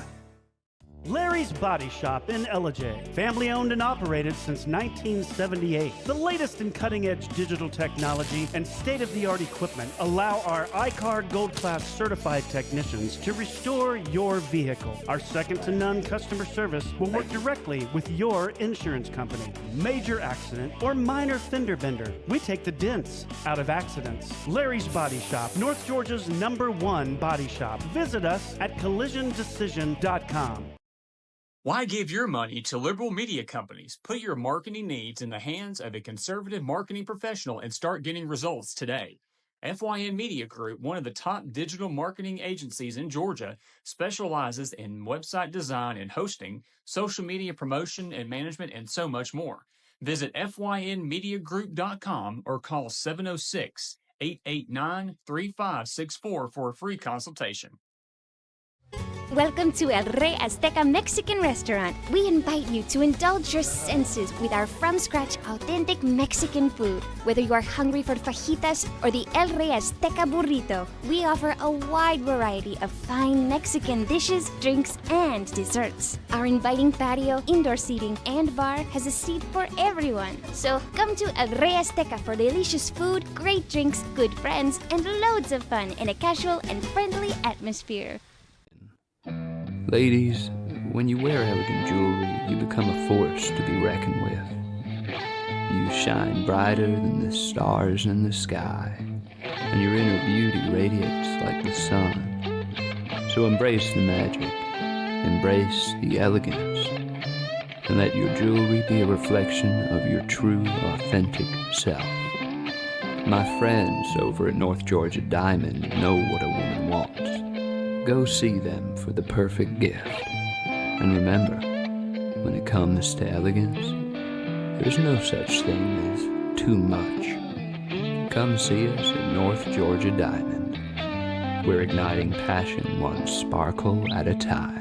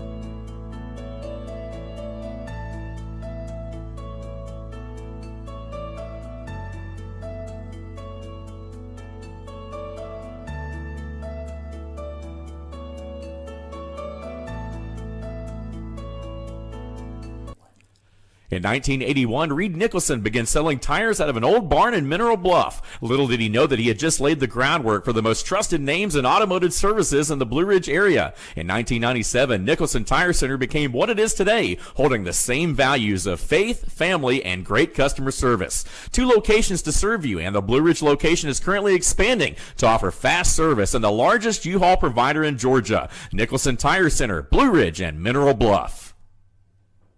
This is a special report. Knowing how to invest your money is harder than ever before.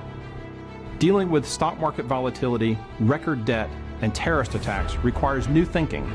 At U.S. Asset Management, we can help you see the world more clearly so that you can move beyond the chaos and invest with confidence. Call us, visit us online, or drop by our office. U.S. Asset Management, helping you make better decisions with your money. Mesquite Grill, now offering online ordering for your convenience. Check out our new website at mesquitegrillbr.com. That's mesquitegrillbr.com. The great food and service you have come to expect, ready for you when you arrive. Open 7 days a week with a fully stocked bar and friendly service. Bring your furry friends with you and dine on our pet-friendly patio. Also, check out our catering options and let us prepare delicious food for your next event.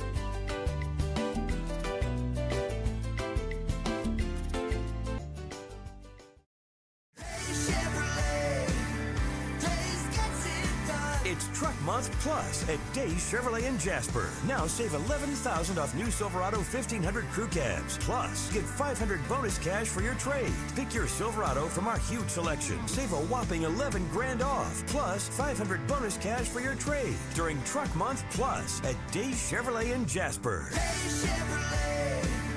Days gets it done. Together, let's drive. Larry's Body Shop in Ellijay. Family owned and operated since 1978. The latest in cutting-edge digital technology and state-of-the-art equipment allow our iCard Gold Class certified technicians to restore your vehicle. Our second-to-none customer service will work directly with your insurance company. Major accident or minor fender bender, we take the dents out of accidents. Larry's Body Shop, North Georgia's #1 body shop. Visit us at collisiondecision.com. Why give your money to liberal media companies? Put your marketing needs in the hands of a conservative marketing professional and start getting results today. FYN Media Group, one of the top digital marketing agencies in Georgia, specializes in website design and hosting, social media promotion and management, and so much more. Visit FYNmediagroup.com or call 706-889-3564 for a free consultation.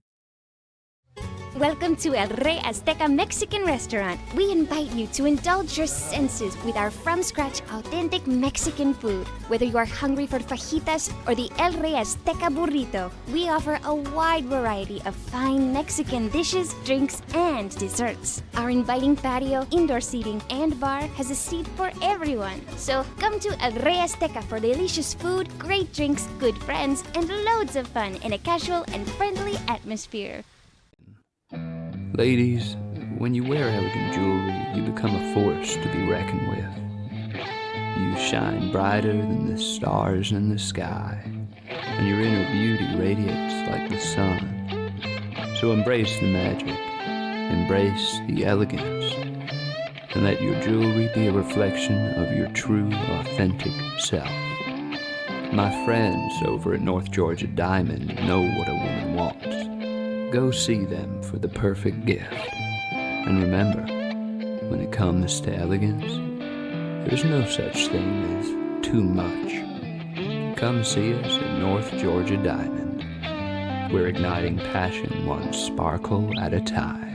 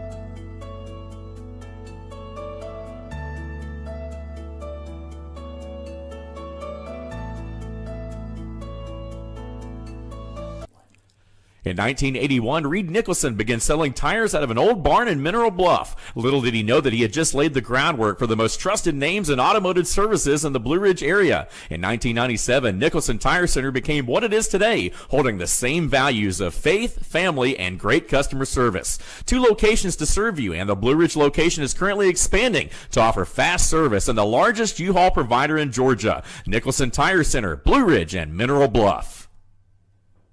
This is a special report. Knowing how to invest your money is harder than ever before. Dealing with stock market volatility, record debt, and terrorist attacks requires new thinking. At U.S. Asset Management, we can help you see the world more clearly so that you can move beyond the chaos and invest with confidence. Call us, visit us online, or drop by our office. U.S. Asset Management, helping you make better decisions with your money. Mesquite Grill, now offering online ordering for your convenience. Check out our new website at mesquitegrillbr.com. That's mesquitegrillbr.com. The great food and service you have come to expect, ready for you when you arrive. Open 7 days a week with a fully stocked bar and friendly service. Bring your furry friends with you and dine on our pet-friendly patio. Also, check out our catering options and let us prepare delicious food for your next event.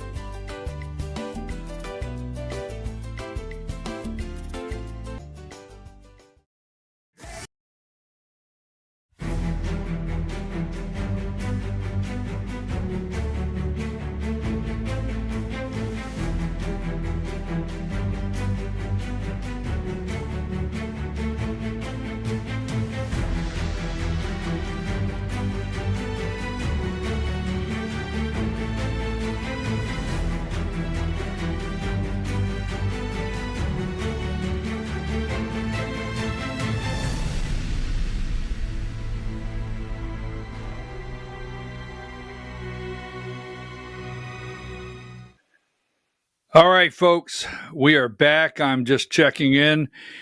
It's time Monday for the Georgia Hour. Yes. Oh, I agree with that. All right. All righty then. It's time for the Georgia Hour, Monday morning, first day of fall, September 22nd, 2025. I'm your host, BKP. And you're watching voiceofruralamerica.com. Now, we're going to make a couple predictions. We're going to talk about the upcoming elections. And,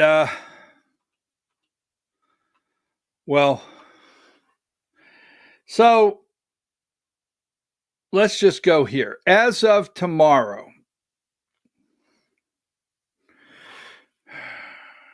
where's it at? Diane, give me number 14.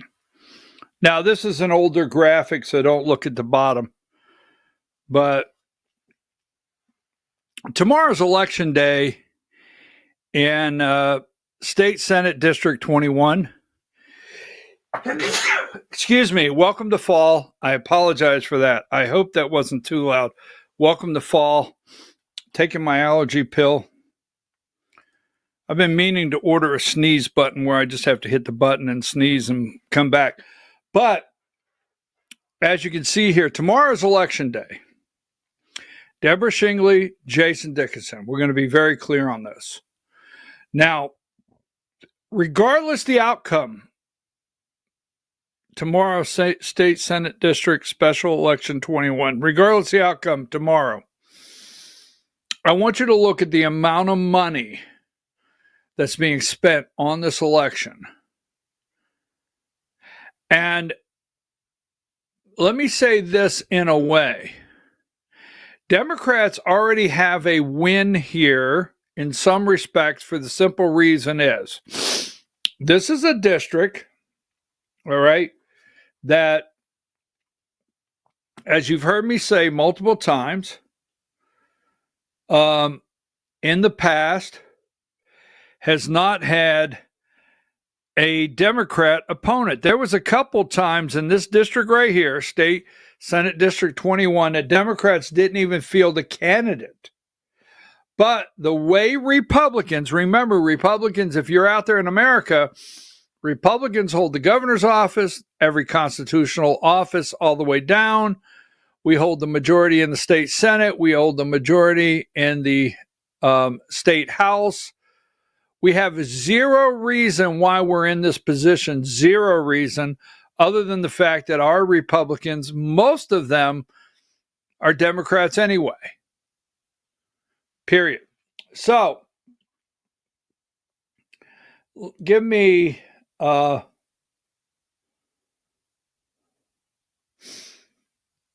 know I have it here.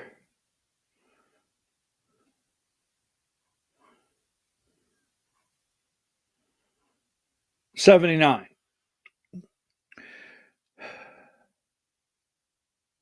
So keep in mind that Democrats just getting to the runoff, you could see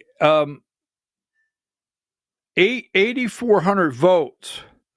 There are Democrats in this district. Now, this district, if you're out there and you're not aware of it, this is Cherokee County, Georgia, and North Fulton.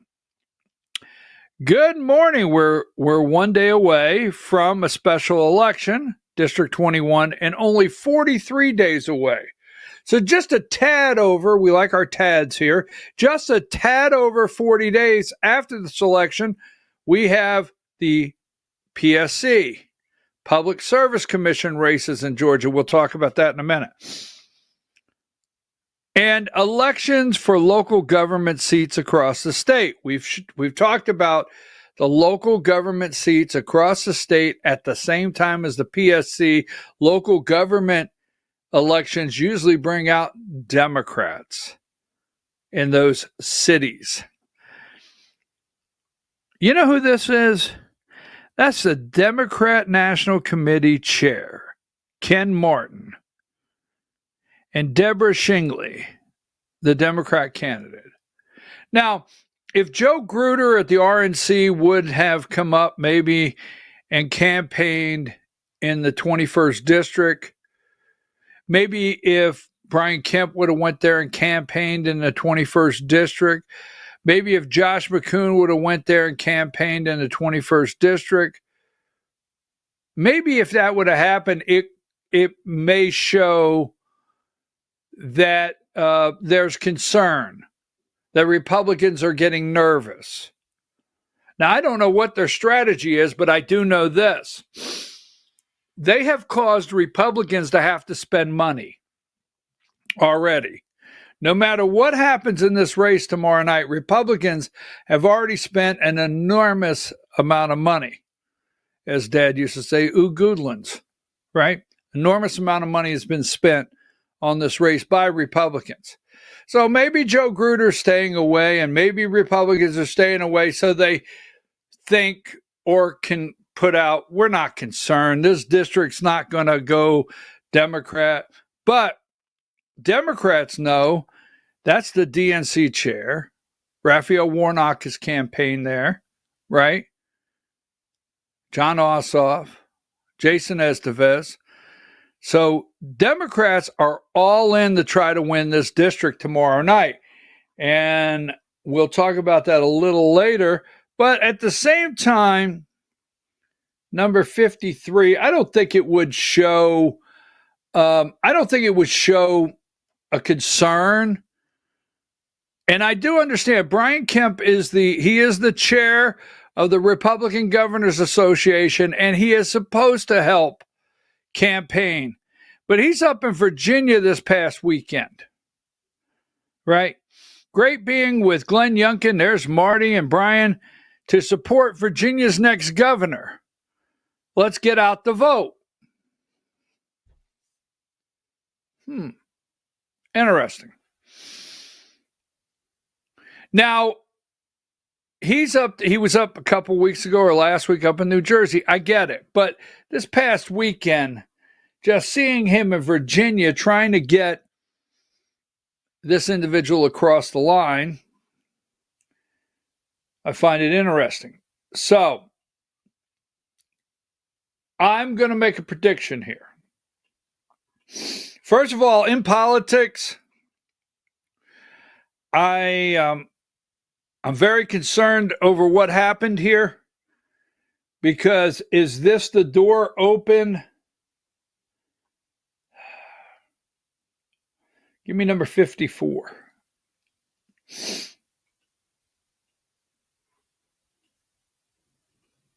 So I know you don't like Derek Dooley. Well, I don't know that. Maybe you do.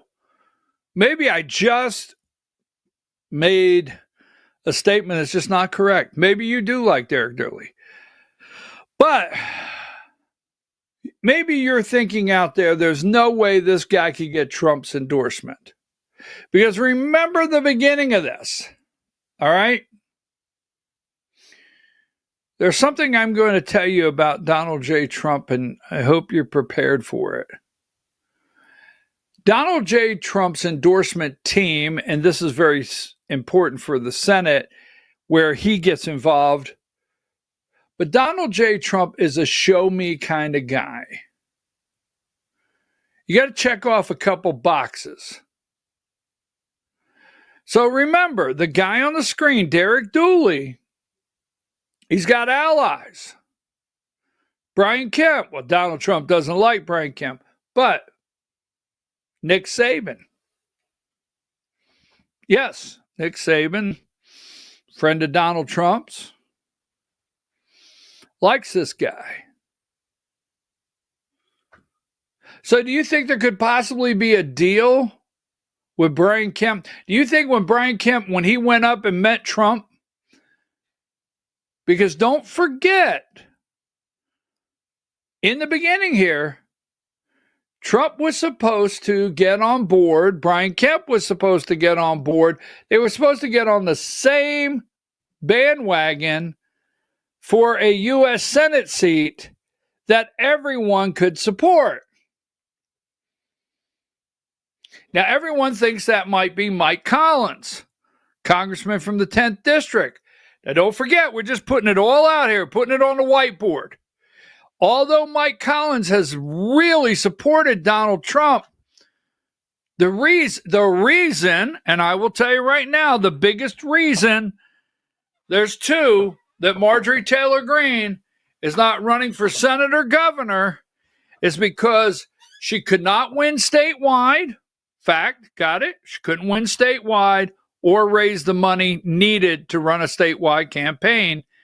And Donald Trump, you had to check both those boxes off. Now, there's a lot of discussion that Mike Collins cannot win statewide. I'm just telling you this. Please stop getting angry with me. I feel it over the video here. But I'm just telling you this. There's discussion that Mike Collins, can't take his little mullet, his gray hair, and his, crank up the truck into Buckhead and pull out the votes he needs statewide. I'm just saying. That's some discussion. So Mike Collins has supported Donald Trump in every way, but don't forget again, when Collins originally ran, he did not get Trump's endorsement. So it's not a given. That's why Mike Collins has said Trump. That's why Mike Collins has said, Laken Riley. That's why Mike Collins had Bruce Lavelle at the kickoff saying Trump, right? Because is it possible, and I've told you this over and over, they're watching fundraising. They're watching it every day. Is it possible that Brian Kemp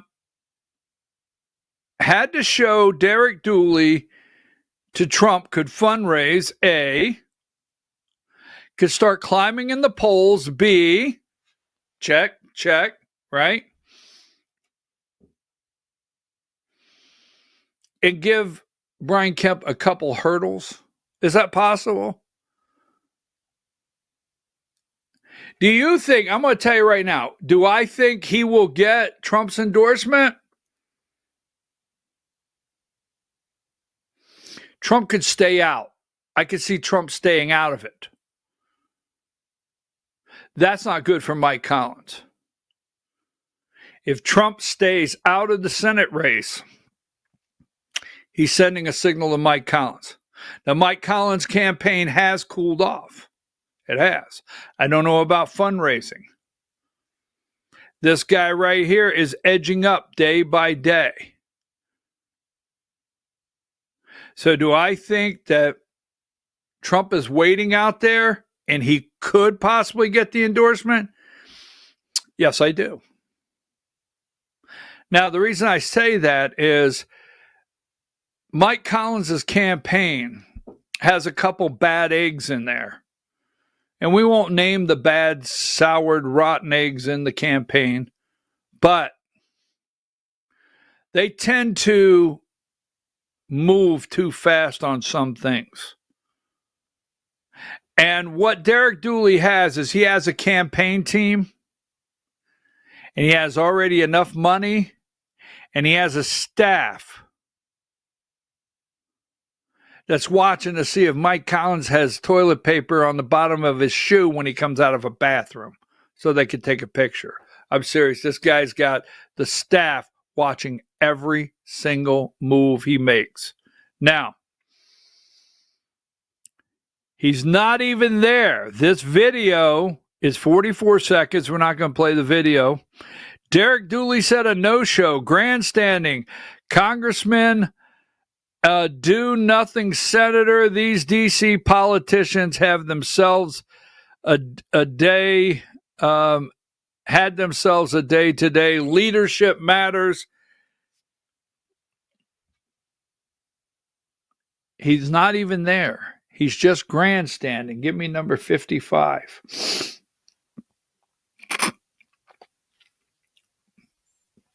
Mike Collins comes out and says 58 Democrats voted against condemning the assassination of Charlie Kirk. Shameful. But then they find out, guess what?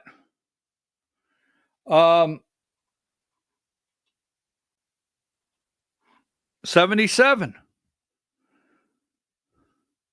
And you think the AJC is not going to run with Derek Dooley? You think so? Mike Collins didn't vote on Charlie Kirk measure, but still slammed the delegates. I mean, Democrats still slammed the Democrats. Sorry about that. Democrats. Right? So Mike Collins comes out, slams, and he says he left the floor. This was their claim. He left the floor, he left the floor thinking he had voted, not realizing he left and didn't vote. They will watch every move he has. The AJC will help. And they will sting Mike Collins every chance they get. Now, I'm just putting it out there, all right? You got Buddy Carter out there not getting a lot of press. And some of you want me to say Reagan Bach, so I did. All right. But there you go. They're going to. Now, there's two things in my prediction before I move on because we got a lot to do today.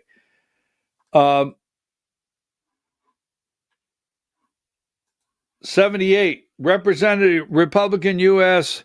Rep. Mike Collins blasted Democrats as shameful for opposing a resolution honoring Charlie Kirk and condemning his assassin.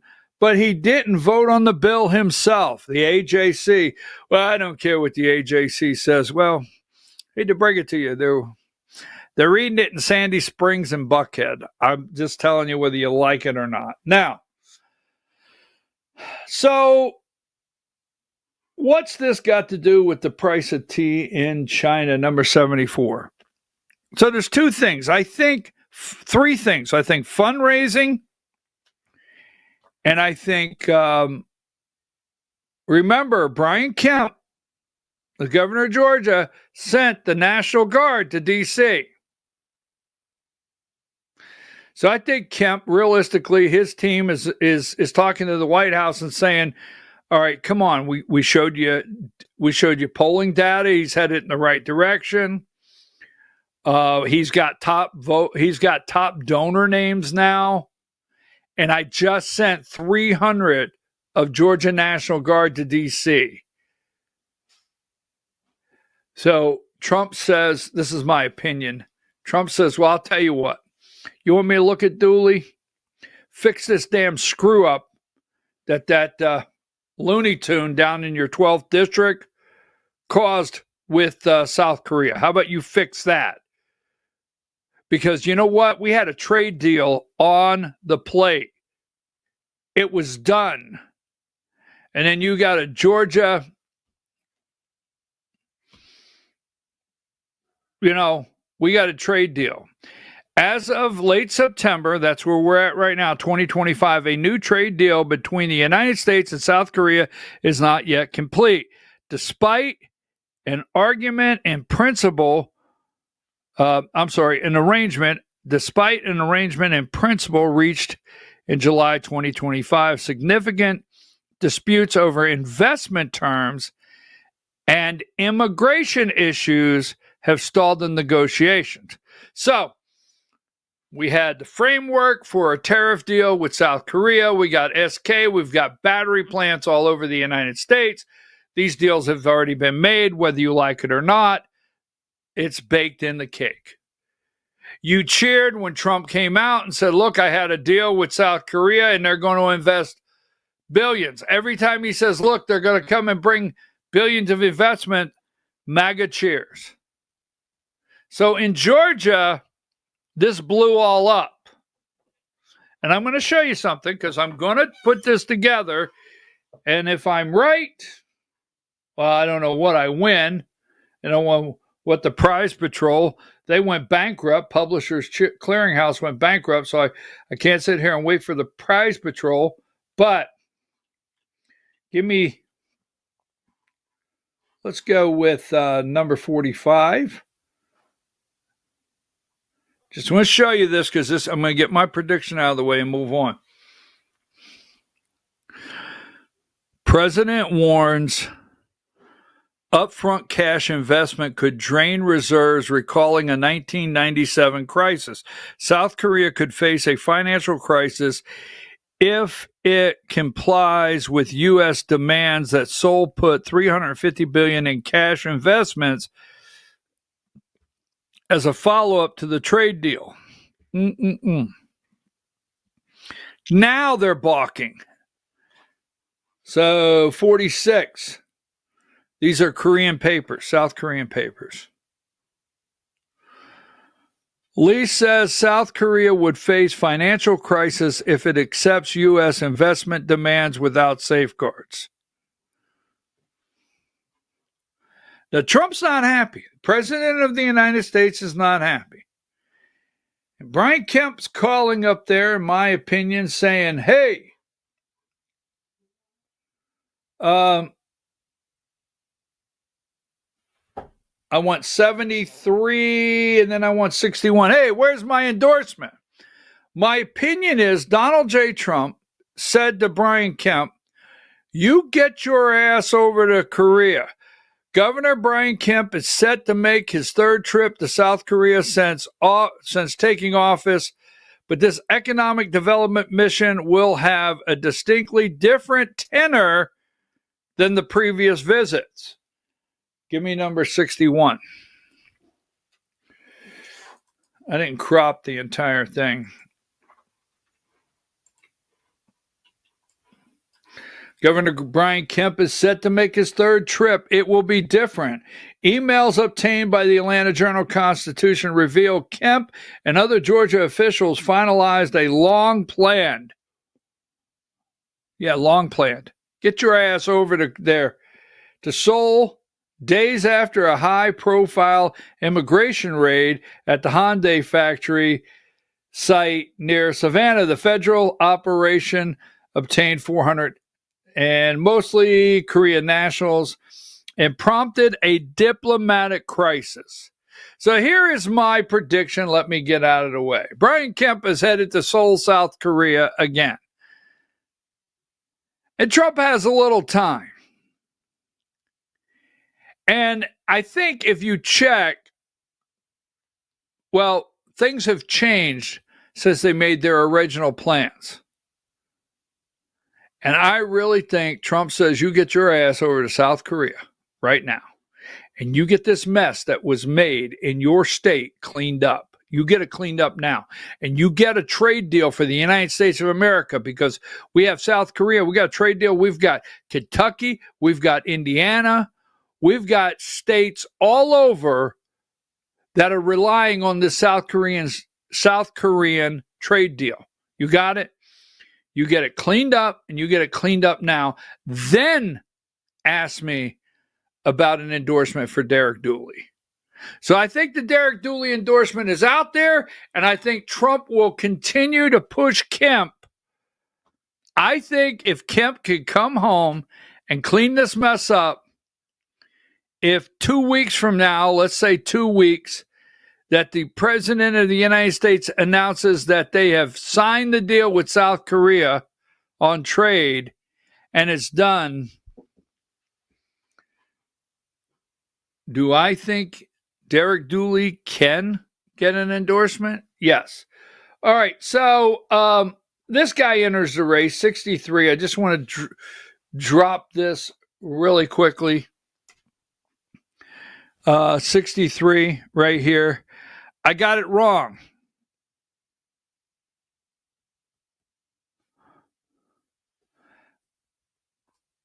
Here's what I want to tell you. Somebody, and I'm working on it now, all right?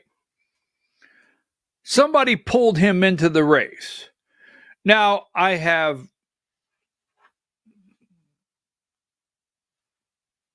someone sent me a message last week and said, before he announced, or when he announced, and I asked, and someone that I respect may be in the know is Democrats were getting nervous, and the AJC, that's what they always say, because the AJC supports Democrats over Republicans, but the Democrats were getting nervous that they were not offering up a white candidate as an alternative. That's was out there.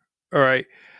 And there was talk that around the metro Atlanta area, where there's moderate Republicans, progressive Republicans, I know you're thinking there's no such thing, but around metro, that they wanted a white candidate to vote for. Now, I'm just saying, all right, that's all out there. Quit attacking me. I got it wrong.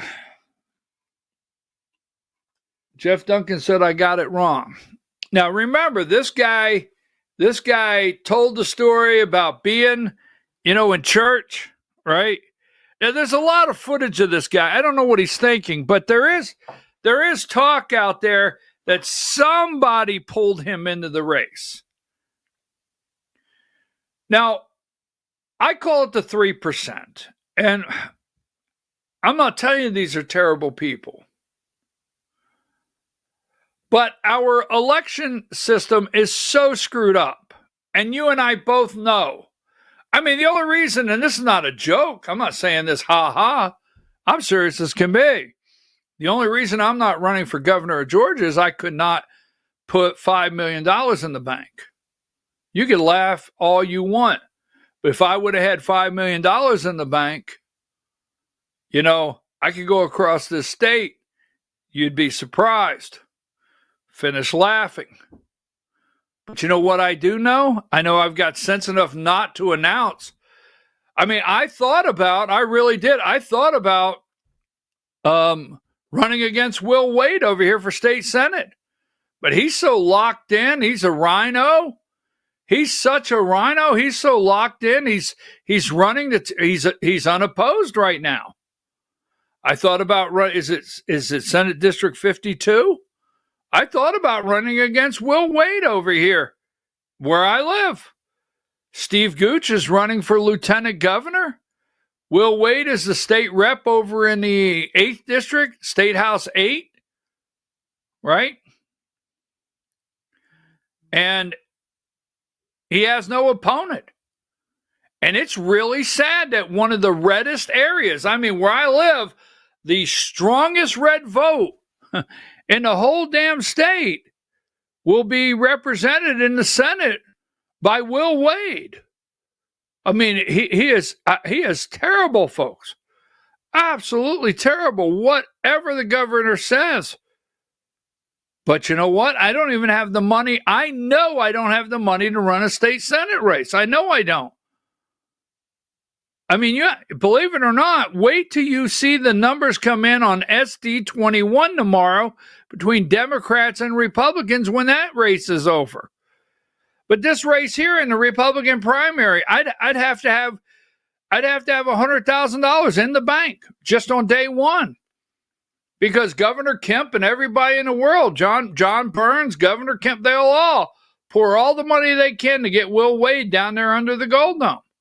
So my question to you, and the reason I went with that completely, it's terrible. It bothers me every day that Will Wade, blah, blah, blah, Will Wade could become my Georgia state Senate senator. But I call it the 3%ers. Now, until things change and the media stops controlling the narrative, people stop controlling it, and everybody has an equal playing field. I know some people don't like that, but an equal playing field, the 3%ers don't stand a chance. So when people say to me, I'm supporting so-and-so, I'm different. I'm wanting to know why they're in the race. I like it. But unless they don't have the money, and they're going to be Candace Taylors. I mean, you have the right, if you're an American and you legally are registered to vote and you're a citizen of the state, go put your name on the ballot. God bless you. I wish you well. But the people, you must meet specific age, residency, and citizenship requirements. I didn't ask you. I just had AI come up. Oh, did you hear that? Could you hear that? AI, Senate District 51. Thank you. AI just came up all by itself listening to my phone and started telling me about running for office. I didn't touch it. Diane, could you see both? I was right here. I didn't even touch the phone. Started telling me how to run for office. Wow. Holy smokes. Anyhow, back to you, Phil. The point is, I always look at every candidate of why they're in the race, who pulled them in the race. Every one, I study it. So when these people, and you get mad at me, like, I support so-and-so, at best, they're going to pull 3%. So who brought them in the race? This guy here. I got to stop with this. Who brought him in the race? Who put him in the race? Did a Democrat put him in the race, or did a Republican put him in the race?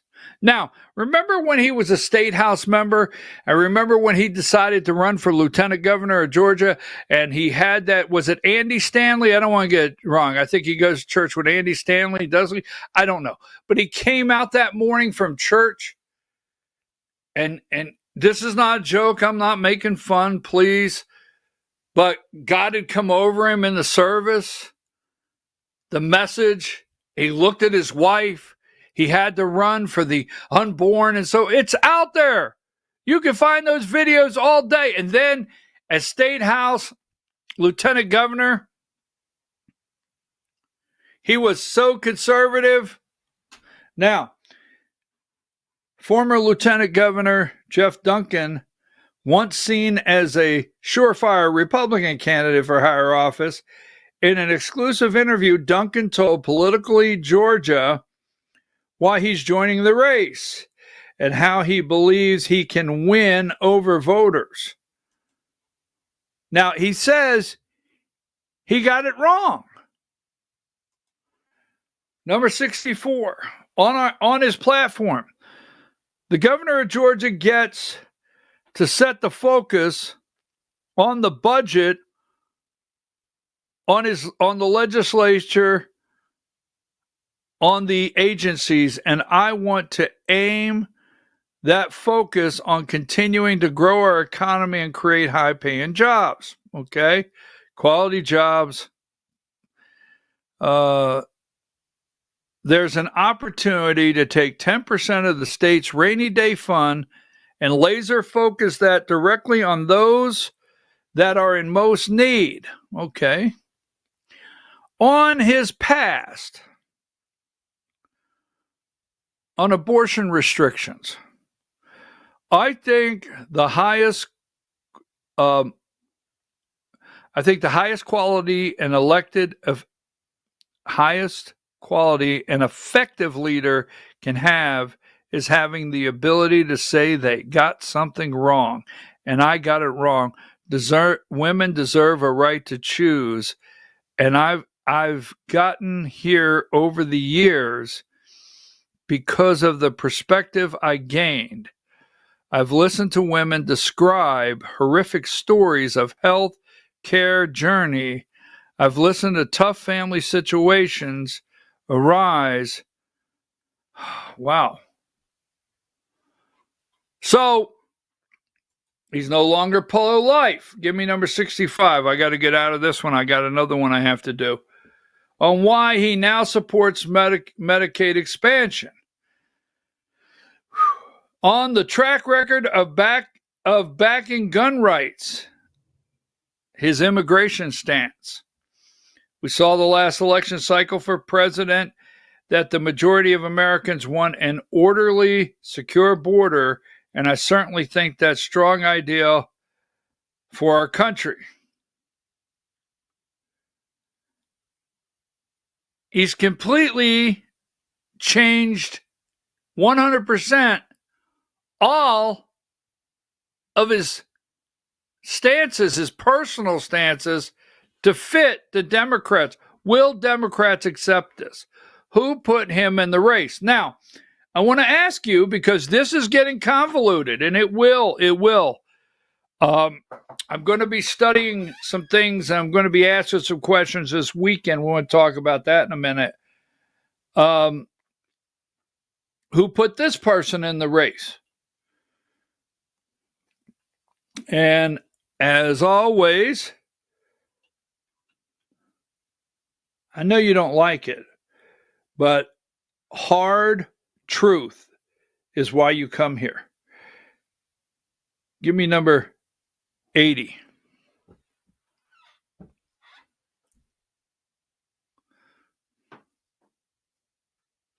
So, Secretary of State's office.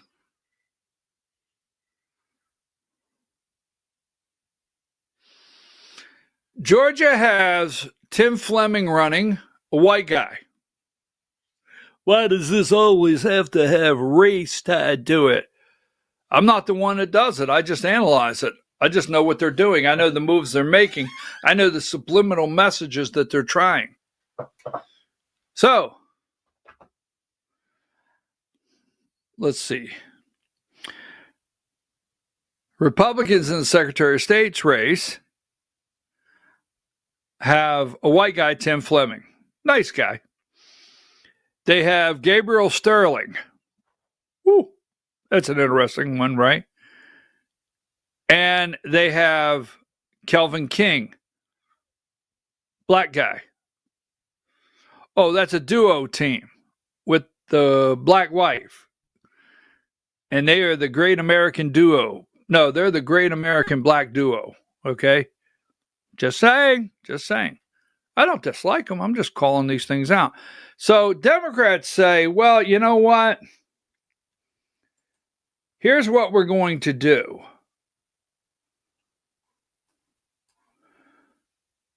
We're going to have former Judge Penny Brown Reynolds is running for Secretary of State, giving Democrats a high-profile recruit for Georgia's top elections job.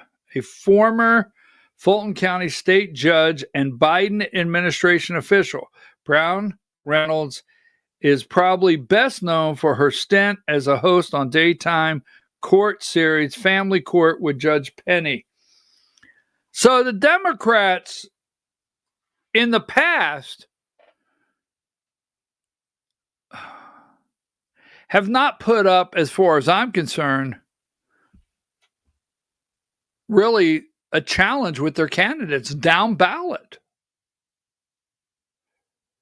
Or even at the top. Stacey Abrams, I will never figure out how Stacey Abrams ever came within 50,000 votes in 2018 to begin with. But here's the thing. I told you this the other day.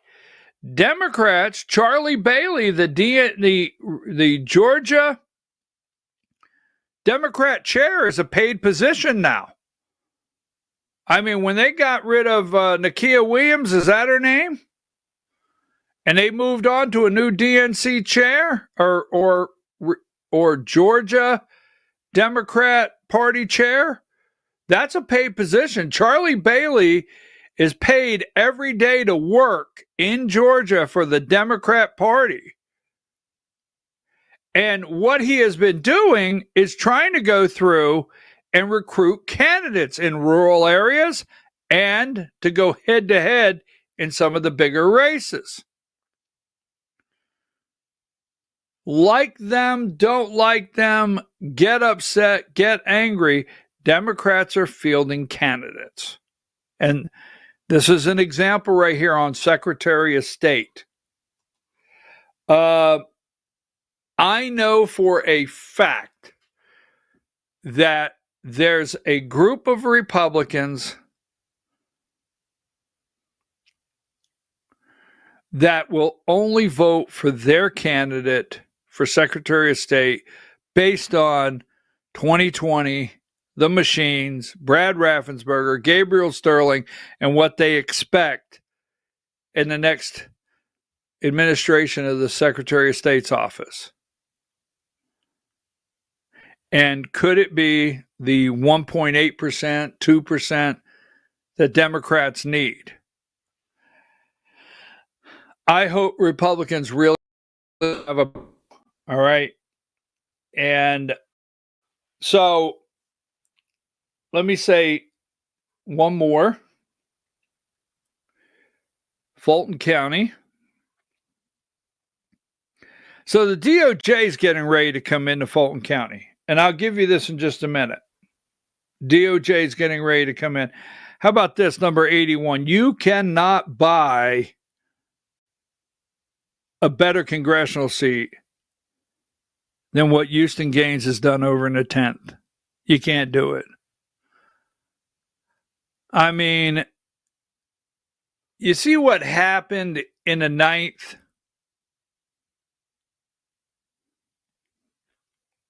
Andrew Clyde became the congressman. Now, it was supposed to be Kevin Tanner. COVID hit, right? Blew up everything in that campaign for the 9th District. But when that was opened up, there was a push to make Kevin Tanner the 9th District congressional rep. Andrew Clyde comes along, has his own money, spends $1 million out of his own pocket. Next thing you know, Andrew Clyde is the congressman in the 9th District. Now, another area that presented a problem, right? Another area that presented a problem.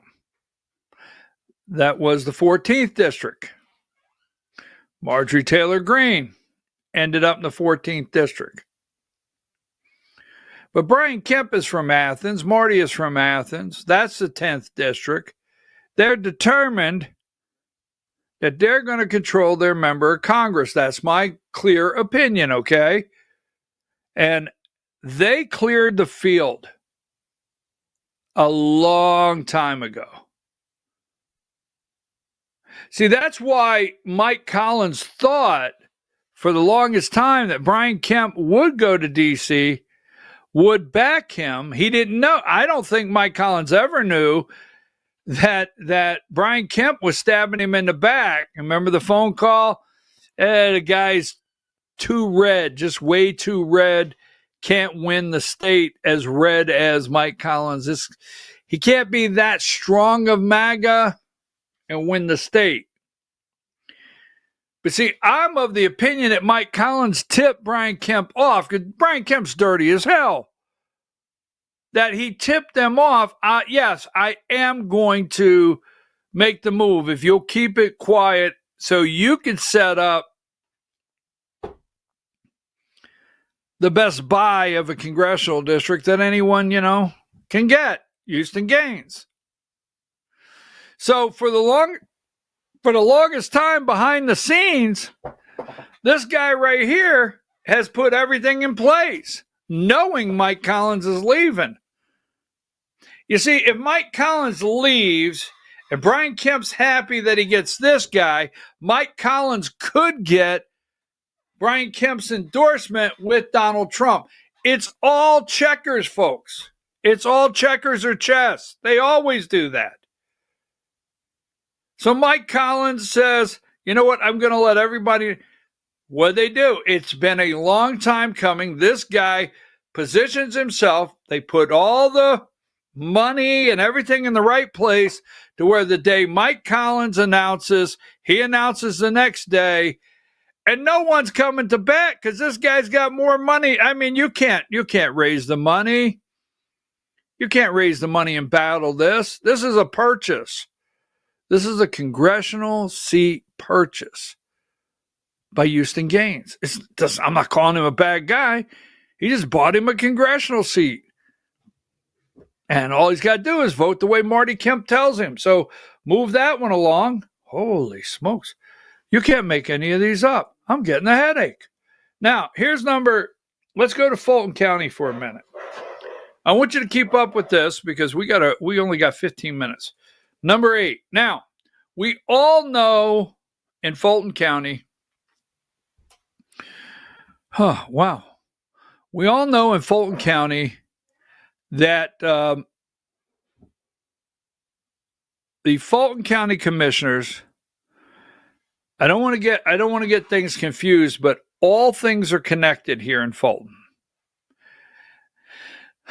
They need to stop Jason Frazier from being on the Board of Registration and Elections. Have to stop him. They want to stop Julie Adams from being reappointed. I mean, they'll spend $1 million in court. You know that. They've done everything to stop them. Bridget Thorne. Now, Mr. Ellis, the other Republican on the Fulton County Board of Commissioners, he's a nice guy. But he's not Bridget Thorne. Absolutely not. The courage and strength of Bridget Thorne is just amazing that she's standing up to these bad people. All right. So what I want you to do, the grand jury knock at the Fulton door, a transparency reckoning. President Trump has made mail-in a first order problem, not an afterthought. He has directed states to stop accepting mail-in ballots. Now, he has assigned Edward R. Martin, Jr., Associate Deputy Attorney General, to lead a federal inquiry into the integrity risks of mail-in ballots. Martin's initial focus is Fulton County, Georgia, where roughly 148,000 absentee ballots from 2020 still sit under seal, all right, in a county warehouse. Now, Judge Brian Amiro. Have you ever heard the name Judge Brian Amiro? And this is what I like about the perseverance of people. Nonstop.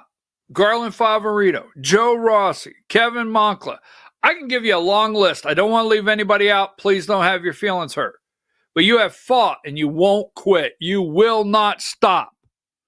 Because there's always that day, that chipping away and chipping away and chipping away, where the dam finally bursts and the flood opens up. I'm hoping the gates are open. That's what I'm really hoping. Because here's the thing, all right? You remember Judge Brian Amiro? Right? I forget what county Judge Brian Amiro was in, but you remember the entire case, right? The entire case. And you remember Judge Brian Amiro already found errors in the batch reports. Now, don't push me. I know I'm close because I watched the whole thing. 2 and 3 times I watched every hearing. I've got legal pads on that thing. You remember Judge Brian Amiro found the inconsistencies in the batch reports? Enough to where Judge Brian Amiro, remember, had already asked Garland Favorito and that side, bring me a plan. Will the ballots be transferred? Will they stay in the same warehouse? Bring me a plan on how you want to review these ballots. But Judge Brian Amiro already said yes to this. Don't forget that. He already said yes. He already said, bring me the plan. That was next. They're in a warehouse. Right? And then all of a sudden now, the clear blue sky, Judge Brian Amiro got back from lunch one day and had an email from someone. I don't know that. I just put that in there. That may not be factual, just so you know. But something happened. Something happened. That just like that. Go watch the whole case. Judge Brian Amiro, after months, looked at him and said, you don't have standing. What? You already asked us how to bring the plan to you. We have hours. You already have on tape, Judge Brian Amiro, where you found, we'll call it inconsistencies in batch reports. You said there's errors. There's something wrong here. You're the judge. You don't have standing, right? So let's fast forward.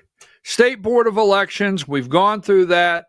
We've gone through the meetings with Joe Rossi, Janice Johnston. Now, recently, Dr. Janice Johnston put forth a resolution asking the DOJ for help. It coincides with President Trump saying, I want you to investigate the whole paper ballot scam. Ed Martin, keep an eye on this. Keep an eye on this. All right? Because witnesses have been called. They've been called already. You got it? And crucially, Martin has notified Judge McBurney, which we know that the Department of Justice seeks access to the ballots and corresponding envelopes. The envelopes. Now in custody of the Fulton County Clerk of Court, Chief Alexander. So we have the Fulton County Board of Registration and Elections, Republicans, right? Jason Frazier, Julie Adams. We've got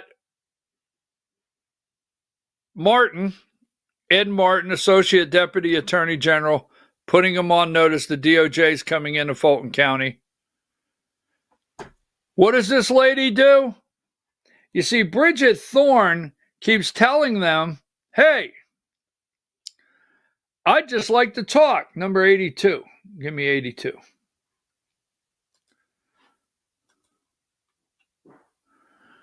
All Bridget Thorne has said, look, I will have a discussion with any of you. We told you last week about Fulton County Commissioner Dana Barrett filing an ethics complaint. All right, give me this one here, Diane, and then come back. Let me see if I can find it.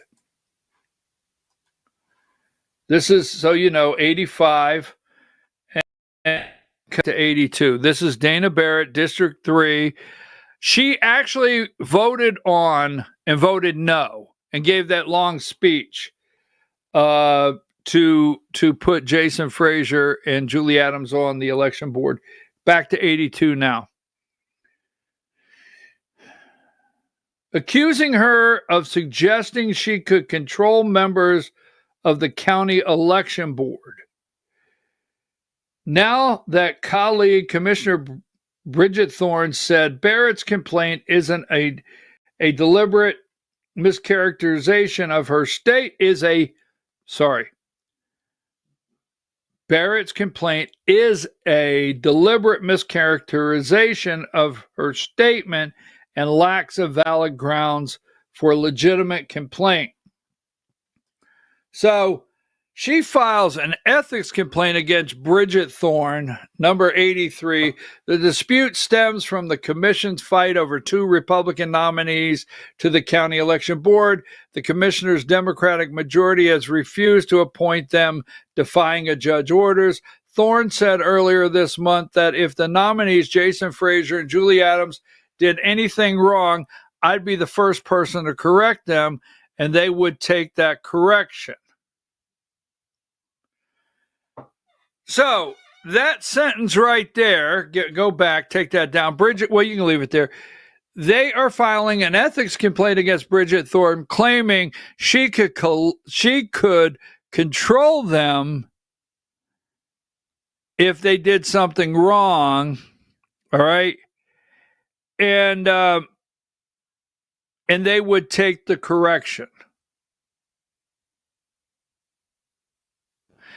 And you and I both know all Bridget Thorne meant was, look, if anything happens that we think is out of line, I could talk to Jason and Julie and say, you might want to review this and you might want to look it over. The commission is looking at this. It may be out of line. And, they'd have the respect for me to listen. She wouldn't control them. That was absolutely out of context. But what are Democrats doing? They want to destroy Bridget Thorne because the commissioner of Fulton County, Donald Trump, president of the United States, please continue to help us here. We have very good people. They're trying to destroy their lives. All right. They are. President Donald Trump, we appreciate you.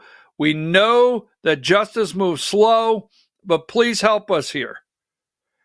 Because we have some really great citizens that are fighting the daily fight, especially Bridget Thorne, a commissioner, Republican commissioner in Fulton County, that we need your help.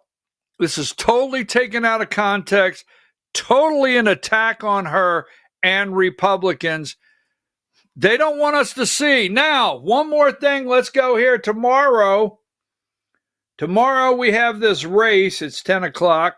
So let me get out. I want to do something here. Number 62, I want to show you this briefly. We have the governor's race going on, and we'll talk about this probably.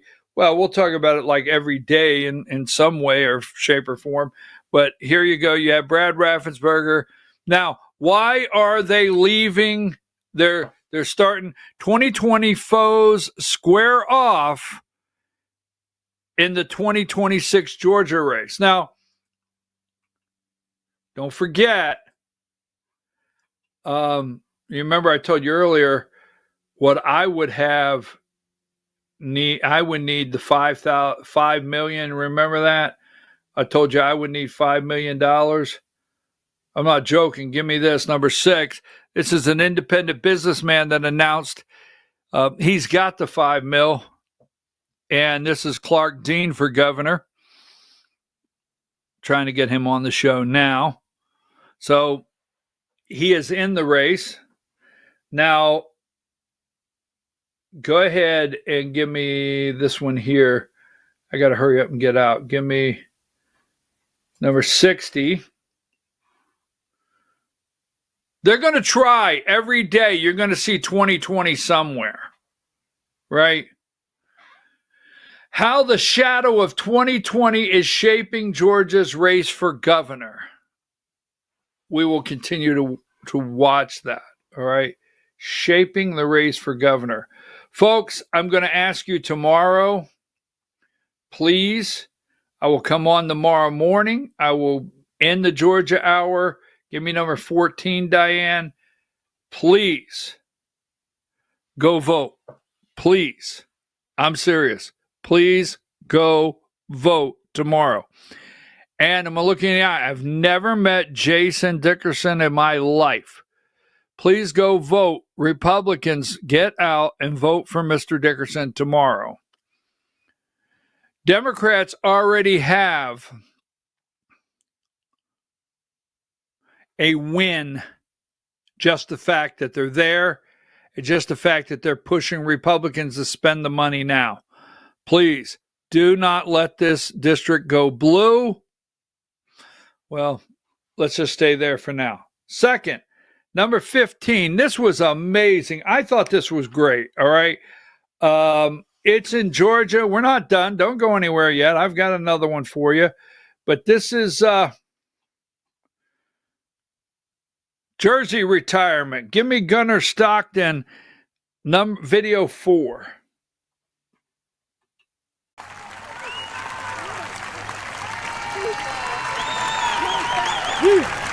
During his time at Rabun County High School, Gunnar proudly wore the number 14.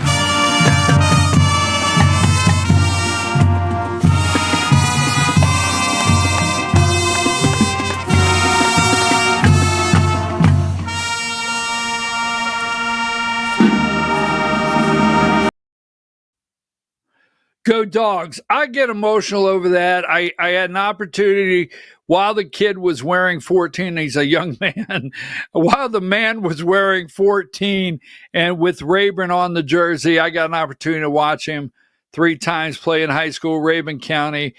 Always wanted to be a Georgia Bulldog. Always. That's who he is. They retired his jersey the other night. That just warms my cockles. No, it warms my heart.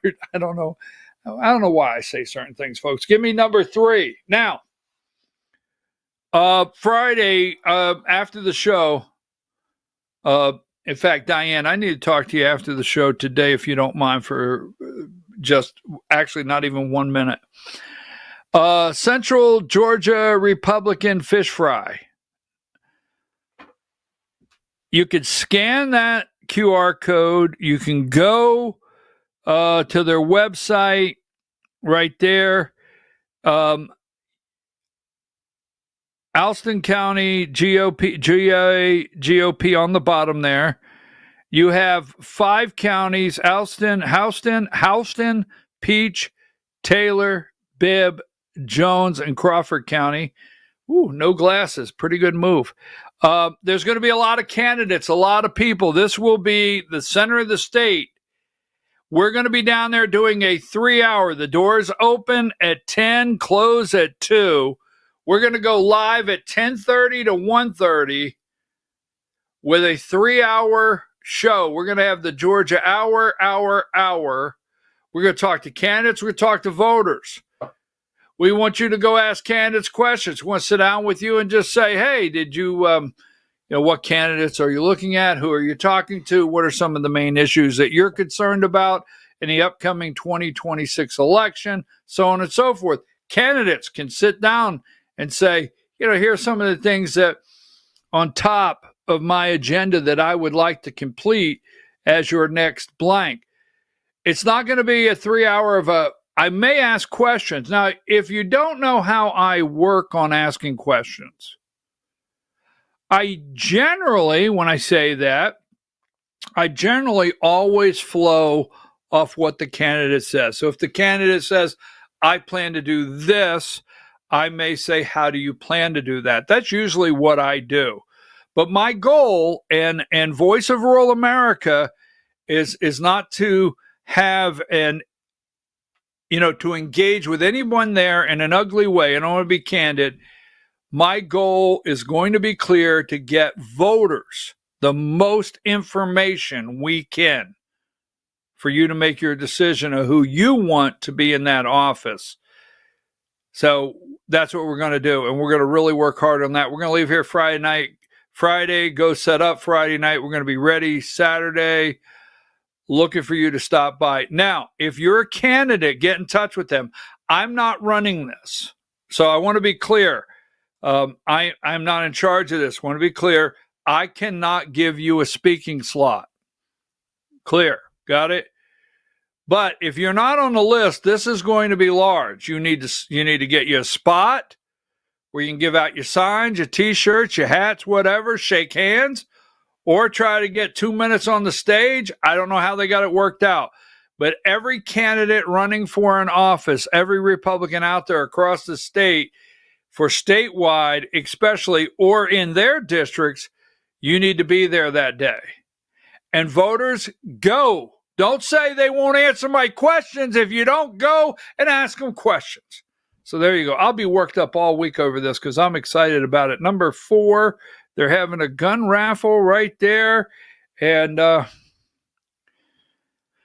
okay, Diane, I need seriously 1 minute.